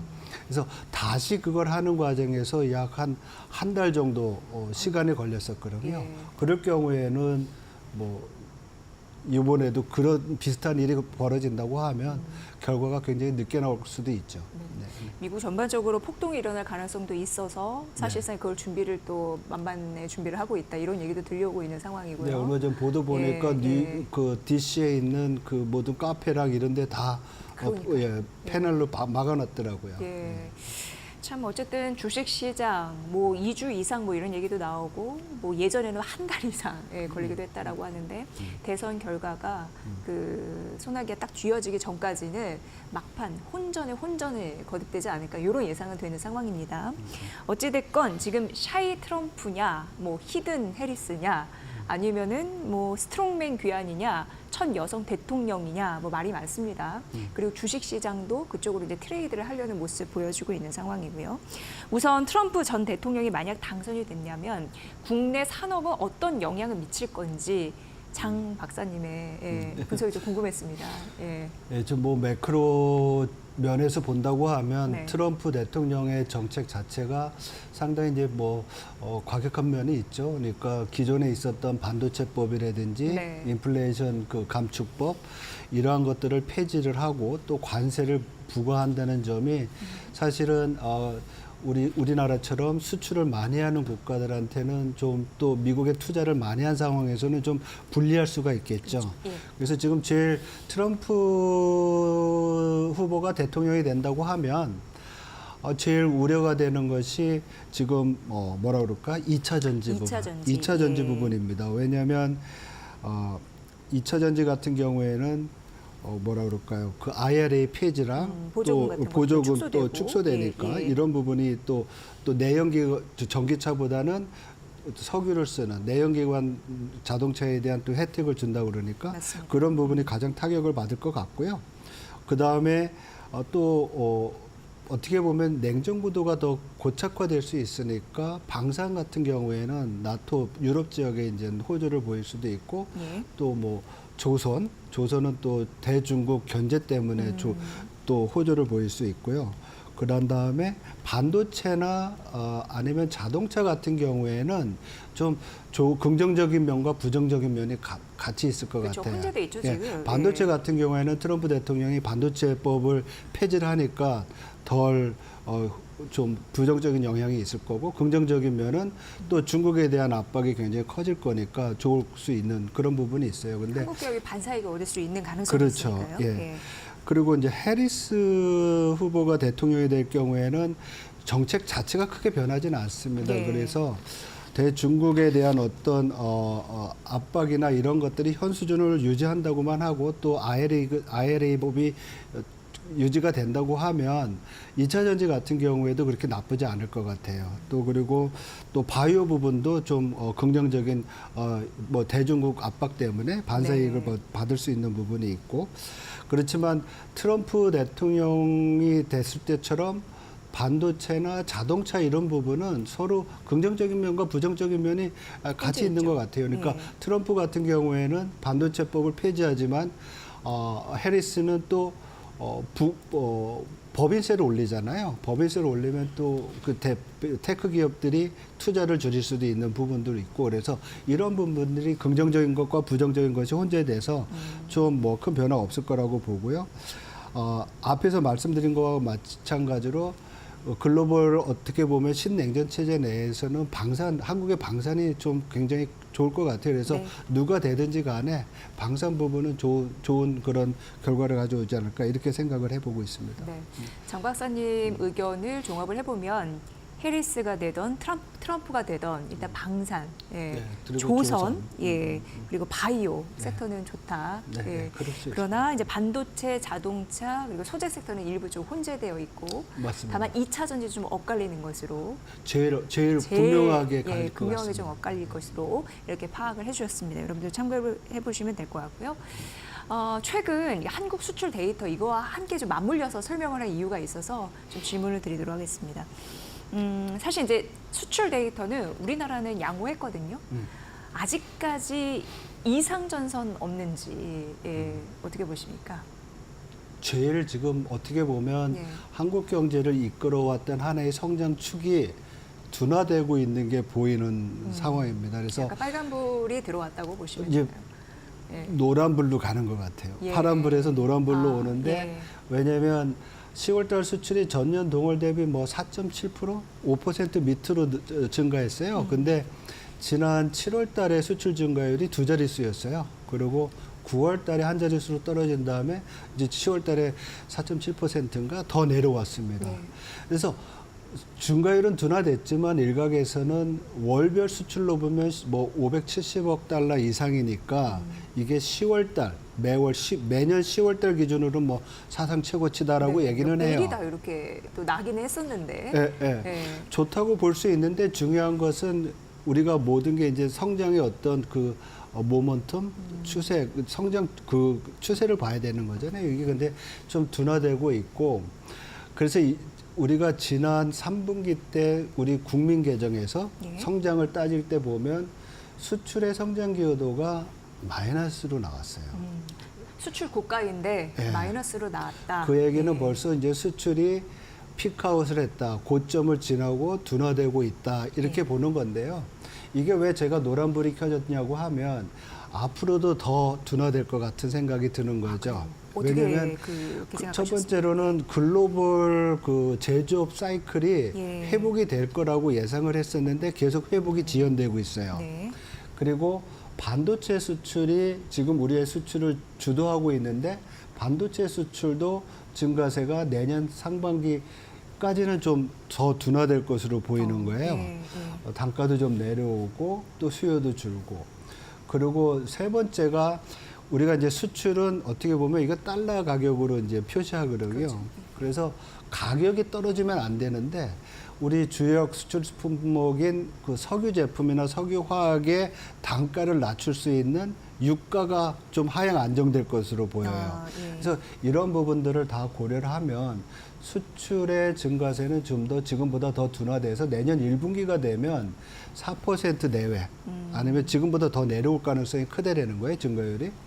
그리고 만약에 이제 트럼프 후보가 대통령이 될 경우에는 아까 말씀드렸듯이 관세가 부과되기 시작을 하면 뭐 10에서 20%의 모든 수입품에 대해서 보편 관세를 매긴다고 하고 또 아니면 뭐 선별적으로 할 경우에 한국이 거기에 포함된다고 하면 이것도 이제 부정적인 효과를 가져오겠죠. 그래서 수출 환경이 앞으로 좀 지금보다는 좀 안 좋아질 가능성이 좀 있다. 그래서 수출에 대한 우려가 크고 있습니다. 근데 이게 올해 우리 경제 성장률이 2%대 내외라고 하더라도 내년도 성장을 2% 정도 유지하려면 수출이 잘 돼야 되거든요.